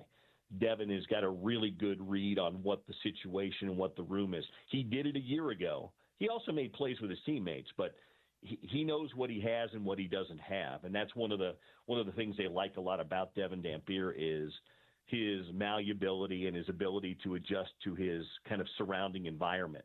And I think the stuff that's going to surround him, especially in front of him this year, is going to be really, really good. Interesting dynamic. Let me follow up because I'm always fascinated with this. It's the conversation we had about Cameron. Like, is there any way Coach Ludd can teach him to get down? You don't need to run into that Gatorade cooler, pal. We need you under center. And I felt like when Taysom Hill was BYU's QB prior to every season, we'd have the same conversation. Like, he's so electric, he's so dynamic, but it's so dangerous, and he's so important. So when it comes to that line with Devin, I'm sure Ute fans with their PTSD every time he breaks the pocket and takes a hit is going to be like, dude, get down. We need, like, how do you balance that, Bill? Like, letting a player be who he is, but also ingrain in him you are too important to take crazy risks every play. It's funny. I asked Jason Beck about that, too. He's not as big as Cam Rising was. He's about 6'1", 205, 210. Cam was 6'2", 225. And you mentioned Taysom Hill. Taysom's a big dude. Heck, he played tight end for a while as well as court. Devin's not that big. And Jason said the one thing Devin is really smart about doing is getting out of bounds. If you watch a lot of the plays that he made in the spring, but also last year at New Mexico, he'd pick up 7, 8, 9, 10 yards, and then he'd pop himself out of bounds. He knew what he had, and then he got down or he got out of bounds. So his mentality is not quite the same as a Taysom or even a Cam who had that mentality of, I'm going to take that safety or take that linebacker on. So you're not going to ever get that running ability because that's part of his secret sauce. That's one of his superpowers is running the football. But he runs it in a different way. Cam Rising was a quarterback running the football. Taysom Hill was, a gigantic athlete running the football. Devin Dampier is a smaller guy, and I think he's got the instinct to know that, 7 yards is a great play. Let's get out of bounds or get down and live to play another day. We had Chase Hansen in studio this week for about 45 minutes. It was great. He is a very thoughtful, intelligent, nuanced young man who has a bunch of different interests outside of football now that he's retired that he's kind of pursuing. And I asked him about the anatomy of a position switch. Chase was an incredible quarterback in high school, was pretty blunt about his desire to play the position and stubborn in a way. And ultimately, conversations with Coach Witt and Coach Scally, and also Chase's desire to get on the field because he was behind a couple of different quarterbacks led him to becoming an all-conference linebacker. And I don't have, Bill, data that puts Utah's decision-making process next to other coaching staffs, like to compare Utah, Coach Witt, Morgan, that staff, and their ability to see athletes and then identify different positions for them to play. It feels like they're elite at it. I don't have data to measure them against other programs. But when it comes to that sort of dynamic, and, Nate Orchard, wide receiver, Highland High School, elite pass rusher, the Krugers, we could keep going. What goes into that? And why do you think Utah staff seems to be so elite at that dynamic? Yeah, it's a good question. I've asked Kyle that before, and they have always been really good. And it goes back to Kyle. Kyle's a common theme here, but guys like Scally and Shaw and others, when they recruit these guys, they go out looking a lot of times at athletes and what you are. And once they like your athleticism, like Devin Lloyd was a perfect example. Devin Lloyd was a wide receiver and a safety and a punter. But they saw that, they're very good at projecting and seeing potential growth. And they just liked him. And they said, we'll figure out who you are when we get you here. And then when they get you here, they put you in with everybody else. Now, we always joke that if you're an elite athlete and there's any question whatsoever, Kyle's going to move you to the defensive side of the football. And that's been the case. But then in recent years, we've seen him kind of go the other way with that. Sione Vaki was one of those guys. Now, some of that was out of necessity a few years ago, but he was just too good an athlete not to use him everywhere.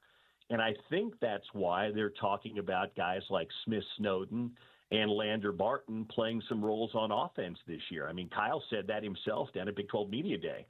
I don't know how big a role that will be, but I think when you have elite athleticism, you want to go out and you utilize those guys. That also helps you back when you go back on the recruiting trail, because when you're recruiting guys, all these guys think they can be two-way players, or they want to play this spot and maybe this spot. Well, if you have a little bit of proof, hey, we did this with Sione Vaki, he's now in the NFL. We did this with Smith Snowden and Lander Barton. Then it's easier to maybe sell a kid on coming, and then once you get them here, they can realize whether they fit both ways or one way or not. But back to the very, very beginning of it, it's just that ability and having the track record of doing it. Remember Paul Kruger? Sure. Paul Kruger came here, and I think Paul might have been a quarterback in high school, and then I think he was a tight end, and then I think they moved him to defensive end, and he had like an 8 or 9 year NFL career. So it's just one of those things. Very successful coaches, they all have something that they do very, very well, and I think developing talent, but also identifying athleticism and talent has been one of the great secret sauces for Kyle and his staff. All right, Riles, before I set you loose, back to the quarterbacks real quick. How's the room shaping up behind Devin? Is it Isaac's job? I've heard a lot of people talk about the Bird Ficklin kid quite a bit. We all want Devin to stay healthy, but we all, again, PTSD about the starting quarterback not being able to stay on the field. So behind Devin, how's that room shaping up before I set you loose? Well, I think that, going into fall camp, I think Kyle said even coming out of spring, Bird Ficklin had a really good spring. The one bit of difference is it wasn't great time. Obviously, Isaac struggled last year, but he was a true freshman and was thrown into a really tough situation. But he started 9 games last year. I think it was 9 games. Maybe it was 8 games. But that to me, in my mind, that gives him an advantage over Bird Ficklin, who's an 18-year-old true freshman. Now, that being said, it's going to be one of the interesting battles to watch in fall camp because Bird Ficklin had a really good spring. If he follows that really good spring up with a good fall camp, it will be interesting to see what they do. But I would say, even while it's close, I think Isaac, just based on the experience and his age, not that much older, but still older by a year and a half than Bird Ficklin, that he's probably got a little bit of an advantage. But I think it's going to be a really interesting battle to watch, because Dan Pierce, your starting quarterback. But how do they divvy those reps up, and who has a good fall camp behind Devin? Because, as you said, and as Utah fans know, it's hard. It's been hard in recent years to get a quarterback to play 12 or 13 games. So the backup quarterback better be ready to go just in case. Riles, you're the man. Appreciate the time on a Wednesday. Have a great rest of the week. Happy Pioneer Day, bud. We'll chat soon. Thanks, man. Talk to you soon. All right. Bill Riley, voice of the Utes. Before we catch a break, we welcome in Ryan from the Dish Professionals. Give him a call at 801-424-DISH, where you can save a grip of money on a bunch of different things. What's going on, Ryan? We have got some awesome offers. And, guys, there's never been a better time to make the switch, especially, if you're a cable or DirecTV customer. What have you seen? You've seen your bill just pop up more and more. And, sometimes a rate increase every 6 months. guys, there's more rate increases coming. Your bill's going to keep going up. Right now, Dish with this promotion is at minimum $30 a month cheaper than what you're currently paying. But most of the time, we're really seeing in the $60, $70 a month range. That's a lot of money. But on top of that, right now, you'll get 3 months of service for free when you switch to Dish. You'll get a bigger DVR, a faster DVR, one that has all of the streaming apps built in, so you can watch whatever you want, either on the streaming platforms or on traditional TV. Plus a DVR that'll auto-record your games, auto-record the locals, and auto-hop commercial breaks. No other provider out there does this. Call us and take advantage of that. We'll throw in Showtime and Paramount Plus free for 4 months. I'll set you up a dinner at JCW's, and we'll have you installed for free, get you the best price guaranteed. Call us up. Take advantage of that now. Plus, ask about our internet. Guys, we really should be called the internet professionals. You name it, we have that internet provider. Even the companies that you probably think least likely have. I can't mention the names on the radio, but here's the thing. Call us up. If you're spending $60, $80, $100 a month on your internet, there's a lot of cheap options out there that are probably better than what you're currently using. And so call us. It's simple. 424-DISH. It's 801-424-3474. All right, there he is, Ryan from the Dish Professionals. My guy Reese Peck will join us live in the studio coming up on the other side. Then we'll get to the 5 o'clock hour of the program before we say goodnight at 6 on a Wednesday drive right here on ESPN 700.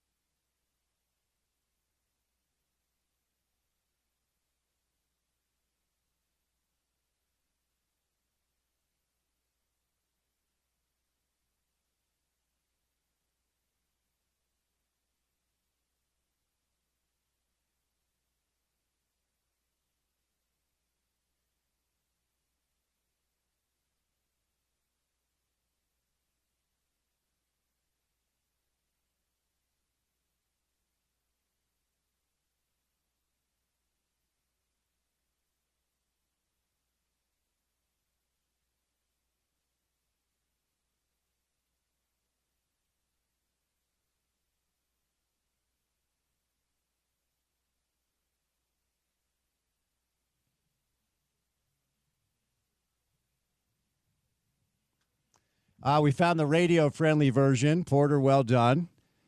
Great bump for our next guest because he's known for a lot of things. But in my mind, he'll always be the little white dude that went to West High that could actually spit bars. Reese Peck, associate professor.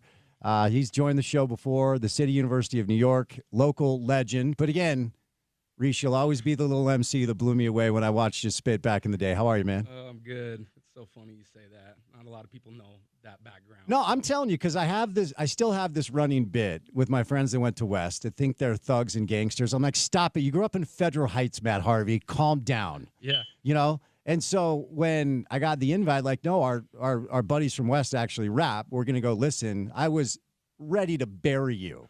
Because I'm an East Coast kid. I love hip hop like you. I'm like, there's no way this is any good. And then it was Brendan, right? It was Cal Kwame. Blown away and bummed that you guys actually stopped, if I'm honest. Yeah. I mean, look, I was a huge fan of hip hop, student of hip hop. You love something so much, you want to do it eventually. Yeah. And that's just kind of natural. But, in retrospect, being this 44-year-old white guy, it's kind of cringe to look back at it. It wasn't, though. You guys were good. Yeah, well, I appreciate that. Do you ever crack a mic anymore at all? No. Just to speak in front of people? No. I do my bars in writing op-eds now. That's where I get my bars out now. Okay. Well, you're very good at this, too, because you have a very fascinating mind. You've joined the show on multiple occasions. You have your father in studio. Huge fan. I love having Pops here, but we're not going to let him on the mic. You've told me, but it's great to have him here. So I'll let you kind of unpack what you've been working on lately as far as the Fox populism stuff, and we're going to talk Trump, UFC, and you're the guy for this. And, this is a sports talk radio show. There are sports angles, but I'm fascinated at the work that you've done because I have these ideas in my mind about, biased media, for-profit news, how it's adversely affecting our society, and how it co-ops the minds of people that some should know better and some just don't have the intellect to handle it. But unpack kind of the work that you've been doing over the past few years, then we'll kind of get into it. Yeah, so my first book, Fox Populism, was really about the moment in 2008 and 2009 with the financial crash, the rise of Obama. And in that media landscape, it was really cable news was the center of it, right? It was driving the narratives. But by the time we get to the Trump era, we get to 2015 and 2016, the media landscape had shifted radically. And people started cutting the cable cord and going to alternative media and online video, namely YouTube, which is kind of really, you can look at YouTube as the scaffolding of the internet, video, audio scaffolding of the internet. It's everything, right? And that's when you really saw that old legacy media lose its grip on where the culture was, where politics was. And one thing that Trump did very wisely was reach out to the alternative media space with Alex Jones. He did an interview in December 2015. Everyone mocked him because they're like, this guy's a conspiracy theorist. He has no credibility. But they were overestimating the influence of the legacy media, and they were not aware of the rising power of podcasting, of online video. And Trump really tapped into that. And now fast forward a decade, to the 2024 election, he really wielded that sector with the podcasting sphere to great effect. Yeah. And he won over, in this country, we're so polarized. We're like a 45 country, Republican, Democrat. Yeah. So the name of the game, if you're going to win, is very small slice of independents and people that are not into politics. And that was young men. Yeah. And he didn't, the story of that election was not political, the traditional political news or even podcasts that focus on politics. It was apolitical media. The Nelk Boys, YouTube pranksters, Twitch streamers, Aiden Ross, UFC podcasts, The Undertaker's podcast, WWE. And so it's ironic. I'm getting some feedback here. You know why we're getting feedback? Should we switch mics or you think we're okay? Okay, we'll come switch the mic out, but keep going, so, even though it's a little distracting. Yeah, the irony or the interesting thing about 2024 is that some of the most potent messengers for Trump were apolitical media. So, like, wrap your head around that. The political power of apolitical media. And this brings us to sports. I'm interested in, media that attracts people that are not into politics. They're not high, propensity voters. They're not all obsessed with politics the way a lot of lefties are, hyper-educated people are. But there's a problem there, as you mentioned, where in that way they have their guard down, right? And so people can go on there and do puff piece conversations and never get questioned Yeah. the way a traditional journalist would challenge Trump. He wouldn't just hang out with him and talk about, when he was a baseball player. Exactly, yeah. And how Barron's going to kill it in the dating scene in New York City, So there's benefits in this long-form format, informal kind of style, but there's dangers to it as well when politicians start leveraging it and manipulating it. Porter, let's get you in here to switch out these mics so we can avoid the feedback. Reese Peck is our guest live in studio, local legend, associate professor at the City of New York, author of Fox Populism. We'll get into, because one of the things, in addition to the manosphere, as it's called, do you know who Scott Galloway is? Yeah. So I listen to a lot of Scott's stuff. I listen to his Pivot Pod. I listen to his Prof G Pod. And he has been on this thing now for about a decade, that the loneliness that young men suffer has led them to become very vulnerable to, again, I'll use the term, have their thoughts co-opted by bad actors, the Andrew Tates of the world, right? Who represent a front-facing type of masculinity that I think is very damaging, quite frankly. But if you're a 16, 17, 18, 19-year-old guy that, you're skinny, you want to gain weight, you don't have friends in high school, the girls don't look at you, and you see this 6'4" jack dude who's throwing $100 bills all over his hotel room with 5 different women in it, you're going to be like, okay, what's that all about? The problem is that does lead to, again, bad actors that I think have horrible intentions that are just trying to monetize the loneliness of men. And Galloway talks about this all the time. So how intentional was this approach from Trump to do the Rogan thing, do the Manosphere Pod thing, the Theo Vaughn thing? And what would you say about what I perceive to be the tone-deaf approach to the left to not even acknowledge that it was a thing? They didn't even try to get on these platforms, and I think it really cost them.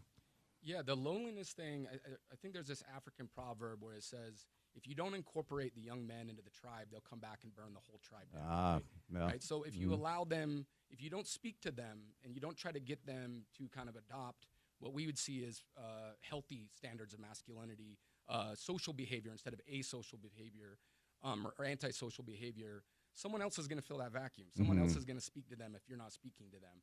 And so I think, the left had this moment in the 2010s with the Me Too movement, with the Women's March, where there was a rightful acknowledgement of, sexual predators in Hollywood and politics and industry.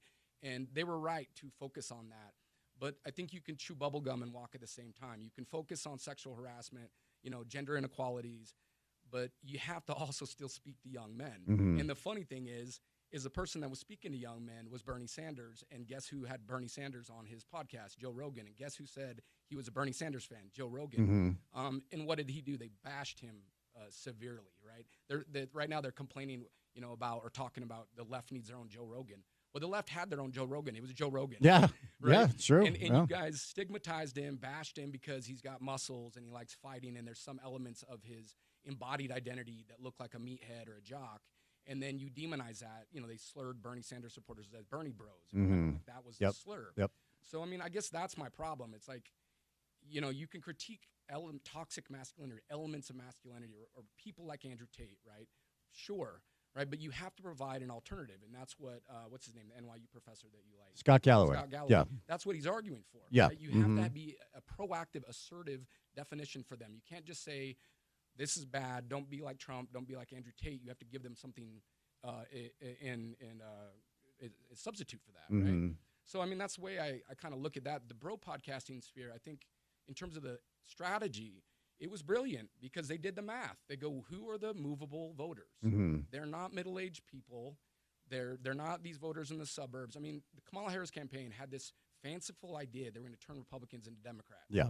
Right? And they always go for that fool's gold. Chuck Schumer, for every, working class vote we lose in Philly, we'll make up in the suburbs, right, with Republicans. Failed completely. Trump got more Republican votes, not less. Yeah. Right? And what they could have focused on was these weak partisans, people that are independents, people that are not really into, they don't live and eat politics every day. And they tend to not have college degrees, and they tend to like alternative media, apolitical media. And that's what Trump's zeroed in on completely, like a laser. They went on all these apolitical media shows and lifestyle, fitness, golfing influencers, you name it, and won over that demographic. It was insane. The swing from 2018, 32-point swing. Democrats used to have an advantage with young men, and they were comparable to young women. They were both progressive constituents. Fast forward less than 10 years later, he wins them by 19 points. Like titanic shift. Yeah. Right? And how could you not see that media strategy was a huge part of that swing? It was really fascinating to watch the momentum shift. I think when Trump left the White House after his first term, everybody, including Republicans, were like, all right, we made it through that, and that's never happening again. And then what I perceive to be, again, so many tone-deaf approaches from the left. And you know what, man? I know this isn't going to be popular. I just don't think people like identity politics. Well, some people do, but I think the majority of the country has spoken, like, because you referenced some of the criticisms that the left would levy on toxic masculinity, and you articulated it perfectly about some of the things that are valid and should always be spoken to, speak truth to power, and make sure that certain people are no longer a part of our society. Like, there was a culture, Hollywood, elsewhere, that needed to be vetted and needed to be removed. But there was kind of like this overcorrection from the left in response to the rise of the Trump, MAGA party. And then suddenly everything was about identity politics, and everything was about skin color, and everything was about misogyny.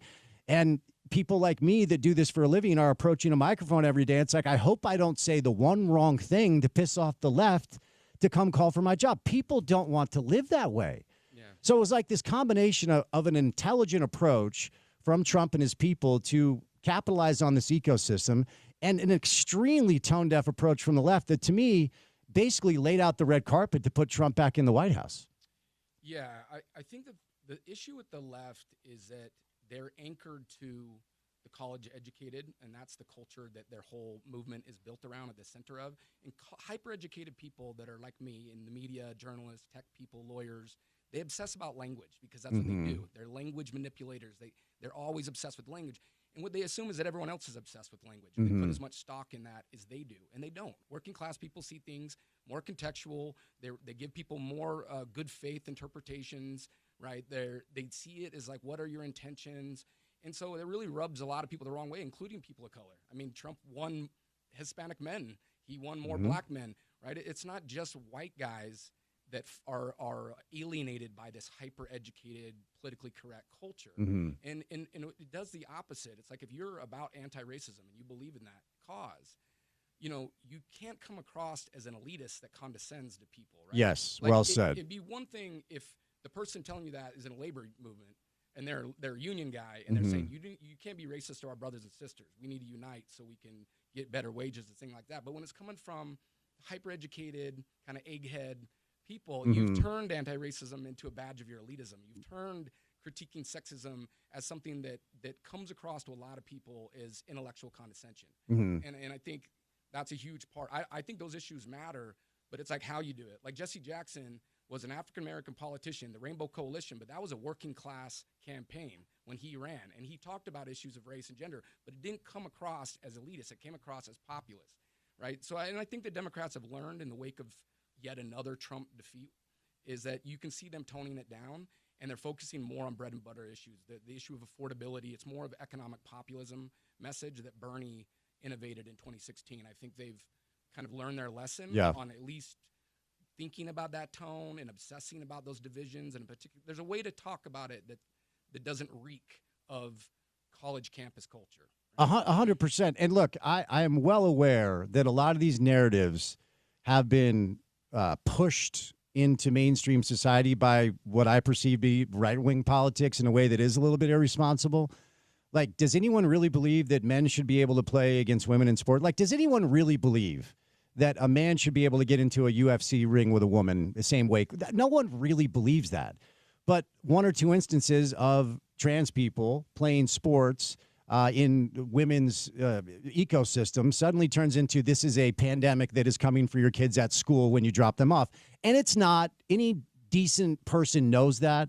But when the left gives the right any sort of bait or any small excuse to even create one little narrative about one or two instances, Steve Bannon talks about this. Muddy the waters, confuse the people, flood the zone, and then suddenly most people are like, you know what? I just want to go home. I don't care about this anymore. So I just think that was a massive misstep. And yes, there are so many bad actors and so many lies propagated and furthered by the right, but I just feel like the left delivers them on a plate because the issues that they lean into over and over and over don't resonate with enough people to get them elected. I mean, is that fair to say? The majority of this country are non-college educated working class people. Right? Yeah.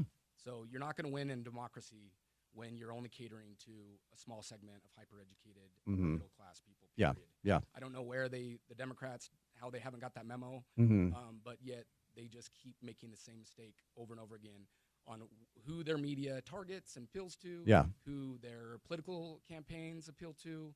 It's they mistake a narrow group for a much larger group, and that's where they keep losing, right? But it's also there's part of it is corruption, part of it is both parties are bought and paid for by special interests and corporations. Kamala Harris had in the beginning of her campaign more of an economic populist message to go after corporations for price gouging, and then someone chirped in her ear and she backed away from that. And it's like that's when she had her highest approval rating, when Tim Walz was saying that, and they backed away from it and they started doing this mealy-mouth, milquetoast, no confrontation with corporate power.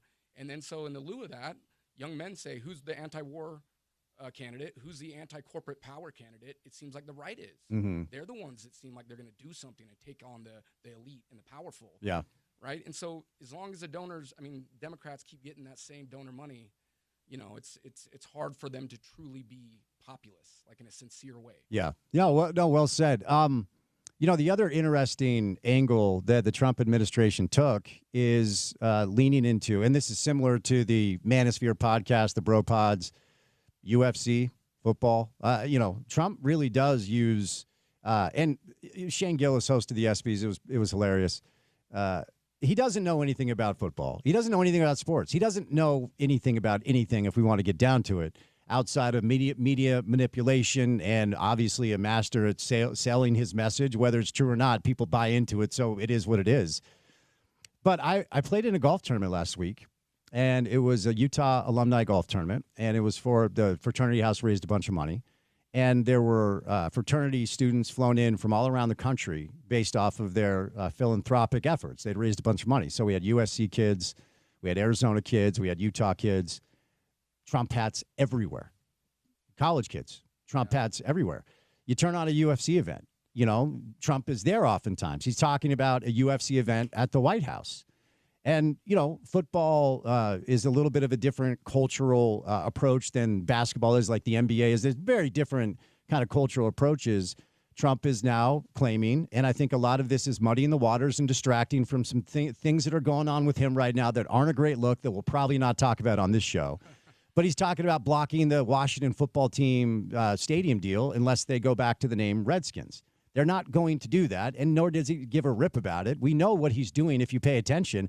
But what do you make about that angle that he's taken, the sports angle, the UFC bros, the football people that clearly have his back as far as voting goes? When I knew the Democrats were cooked, the moment I knew they were cooked, it was in September of 2024.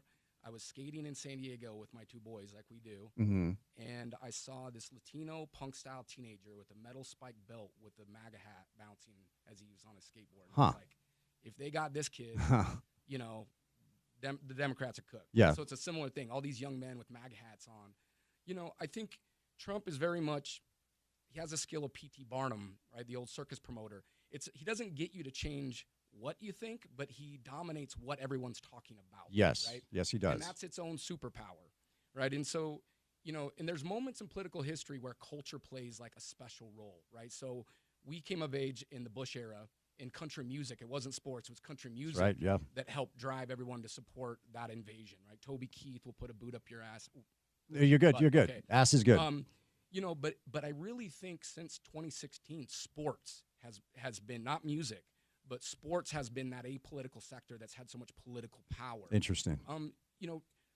The segregationist Alabama governor, George Wallace, he used to plan his political rallies based on country music radio station demographic data. And he knew that he could turn this music fandom into a political constituency. Trump realized that with the UFC. He basically took something that was apolitical, that was, very much adored by young men of all ethnicities, right? and he has masterfully turned it into like a militant base of his political army. Having that relationship with Dana White, and we can talk about that, which neatly also folds into Rogan and the Roganverse. So it's like Dana White, these three connections, and I think that UFC has been, at least in the last couple of years, at the center of our culture in terms of like the political zeitgeist and what's driving it. And all the fighters are hardcore MAGA sport. They win their championship. John Jones wins it, gives Trump the belt. I mean, all of them shaking his hand. They have a camera that zeroes in on Trump every time that there's a decision or conclusion of a fight. I've never seen anything like it. I would ask any political presidential historian, show me another president that has used sports in a way this intimately and this systematically than Trump has used the UFC. Yeah. I mean, how many events has he attended pre and post election? I mean, it's like every single event, it's both.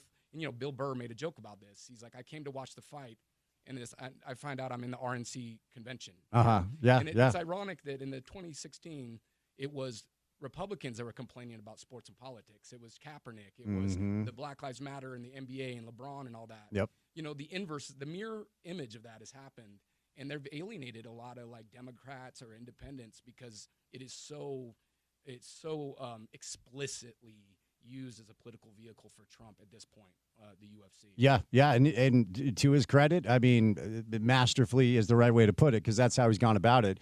You referenced earlier a lot of people cutting the cord, right, and watching YouTube videos or listening to podcasts. I don't know what the numbers are, but obviously some interesting news recently as Trump is suing Rupert Murdoch. Just steeped in irony here, as the guy who wrote the book. Now, Rupert Murdoch, of course, Fox News, but also Wall Street Journal. This man has literally been kicked out of other countries for his black magic, which he has enacted on us with no repercussions. Rupert Murdoch feels like a big whale for Trump to take on. Now, obviously, Trump is the most powerful man in the world, being the president of the country. But I thought about you when I saw that story. Like, what do you make of Trump going after Rupert Murdoch? It's so ironic. I mean, Rupert Murdoch kickstarted this combination of political populism and tabloid journalism in this country. And Trump embodies that. Fox's brand was this tabloid populist partisan brand. And then Trump really comes along and is like, no one's ever embodied that brand more than Trump. But ironically, Murdoch didn't want Trump in the 2015 Republican primary. Roger Ailes, the CEO, didn't want Trump. They were so used to being kingmakers. Fox dominated the Republican Party. There was some activist or political operative said, we used to think Fox News worked for us. Now we realize that we work for Fox News. Like, you had to be a contributor or whatever. And Trump had a feud with them. He boycotted one of the Fox News debates, which would be unheard of for any other average Republican. But he wielded both his existing celebrity and this alternative media relationship. And that was the first cracks in that old media system. That should have been a signal to a lot of people that Murdoch and this old legacy media don't have the power that they used to. And that was Breitbart, that was Bannon, that was Alex Jones. And then, now you fast forward today, these old cable news outlets, I mean, Fox is still profitable. Fox is still number one. I would never write Fox's tombstone. People do it prematurely all the time. Never underestimate Fox. But they are seeing the writing on the wall that cable's influence is declining, even the mighty Fox News. And the fact that Trump will go to war with the most powerful conservative media baron in the world tells you something about, like, but then again, Trump's just so confident and cocky. Sure. Who knows? But I don't think he, it's very interesting. And also to see Fox News back Trump, because they're so scared, because that is so much linked to their audience, where the Wall Street Journal is more highbrow, more, there could be never Trumpers at like Wall Street Journal. Sure. And so the Murdoch empire is really complicated, right? You have the New York Post, tabloid paper. You have Fox News. You have prestige brands like, the Wall Street Journal. So who knows? It's like King Kong going against Gorilla. I mean, King Kong going against Godzilla. Yeah. It'd be really interesting to see how it plays out. I think it's a hollow threat. He's not going to win the lawsuit. I don't think Murdoch will back down the way CBS did. No. It's disgraceful. He doesn't scare easily. No. And he's going to be dead soon. So, right. he'll go down fighting. Yeah, I don't know. We'll see. But, CBS backed down, ABC backed down, and he scared those companies, threatened to not allow mergers. And he's using the government as a cudgel to kind of dictate media trends and instill a chilling effect so people self-censor and stuff. So that's very worrying to me. Politics, man. I don't know who said it once upon a time, but I always go back to it. Hollywood for ugly people. Yeah. Politics, man. Hollywood for ugly I people. heard Roger Stone. I think Roger Stone said that. I love it. It's just perfect because, to me, dude, it's all performative. They're all acting, and it's both sides of the aisle. But one more thing, Reese, before I set you loose.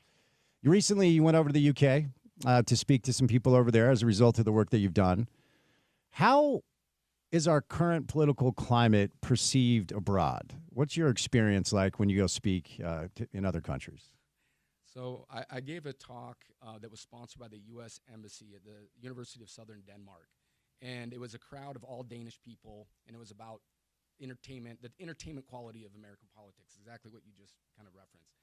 And I showed them, to the horror of a lot of the diplomats that are American in an audience of Danish people, a clip of Donald Trump clotheslining Vince McMahon. Uh-huh. Right. Yep. And Trump was a full-blown character in the WWE. Like, he was part of that universe.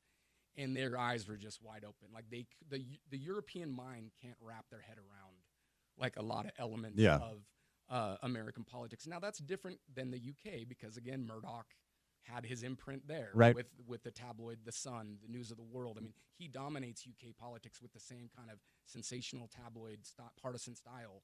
So for them, it's not as big of a culture shock as it is for kind of Northern Europeans. But they still shake their head. They still don't understand, how, we could have this reality show person kind of dominate our politics for the last 10 years. Yeah.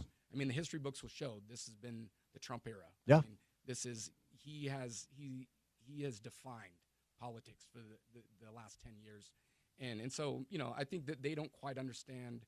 Also, they have a stronger public broadcasting culture there. So that kind of conditions and limits how tabloid it can get. Yeah. Where we've always just been crass commercial. Our media system's always been for profit, always been advertising. So we don't have that backstop to create maybe greater standards or be less entertainmentized. This especially happened with Reagan when he deregulated communications, and Clinton followed through as a bipartisan thing. And it just became off the races. It's just about getting eyeballs and listeners, and it's all profit and ratings, and there's no commitment to, like the public interest or civic education, because we don't have a strong public broadcasting sector in the U.S. Where do you get your news? I mean, I've always respected your ability to call out the BS on both sides. And I just don't watch cable news. It's not on in my house. And that's all of them. It's not just Fox, it's CNN, it's MSNBC. I'll mix in a little BBC at times. But where do you get your news? So I get just for the quick rundown of the news events of the day, I'll go to NPR, and I know conservatives look at NPR as super, leftist and liberal, but it's generally it has its bias. Obviously, all news has a bias. Sure. No news is ideology free. Yep. But the show that I really like is Breaking Points, which is a YouTube show where you have a conservative in Sagar and Jetty, and then you have a Bernie kind of left person in Crystal Ball. And what I like about that show is they're both not cheerleaders for their partisan camps. The leftists will challenge the Democratic Party, and then the right-wing host will challenge the Republican Party. And in the middle of that discussion, you get something that approximates a sincere analysis of what's true and what's objective. Where I think the cable model is just, we'll cheerlead for the Democrats, we'll cheerlead for the Republican Party. And so I think I highly recommend Breaking Points. There's a couple of these shows that I like to think of them as transpartisan. They kind of have a left populace and a right populace, and neither one is just cheerleading in a hackneyed way that we've become accustomed to in this partisan media landscape we've suffered through for the last 2 decades. Yeah, man. All right, where can people go get your work, Reese? So my latest piece was with The Hill on the UFC, and it is, Trump, the UFC, and the New Culture War is the title of that one. If you want a more academic analysis, I have a brand new piece called More Than Money and Algorithms, the Cultural Roots of Trump's Alt-Media Strategy, and that's in Communication, Culture, and Critique. Well, good stuff, man. It's always a pleasure to reconnect. Great to see the old man as well. Pops, good to see you. And don't be a stranger, man, okay? Okay, thank you. All right, respect. 3 hours down, 1 hour to go. 5 o'clock hour of the program is next, right here on ESPN 700.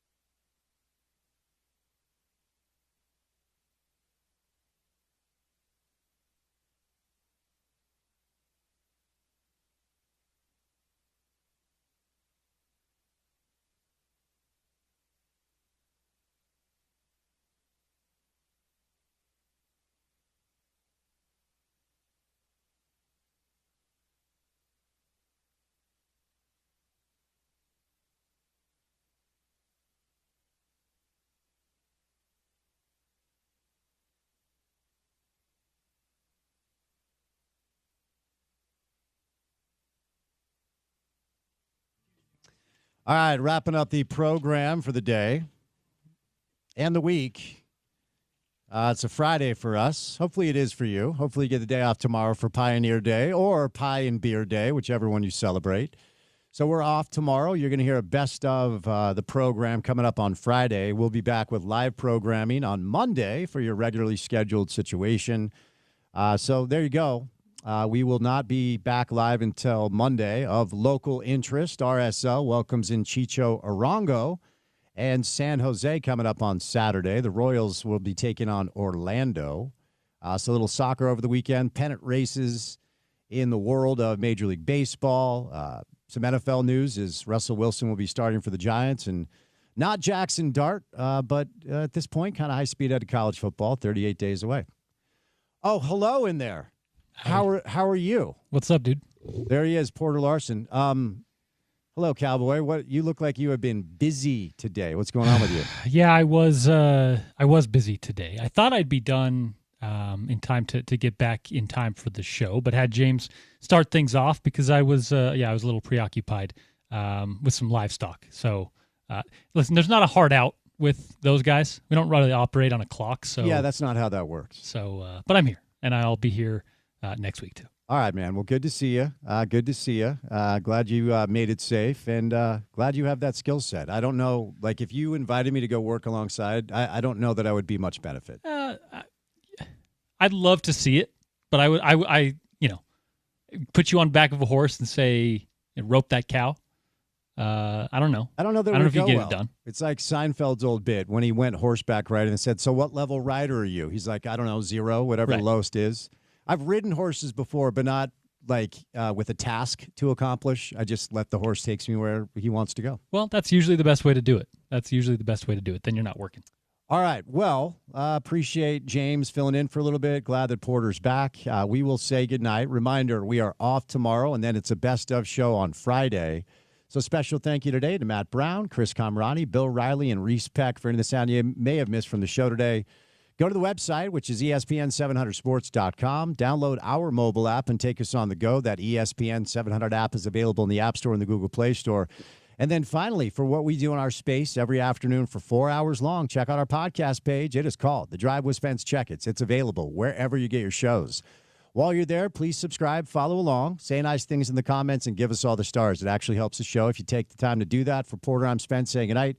Have a great weekend. Be good to yourself. Be good to each other. We'll talk to you back live on a Monday edition of The Drive. And as always, you can catch it right here on ESPN 700.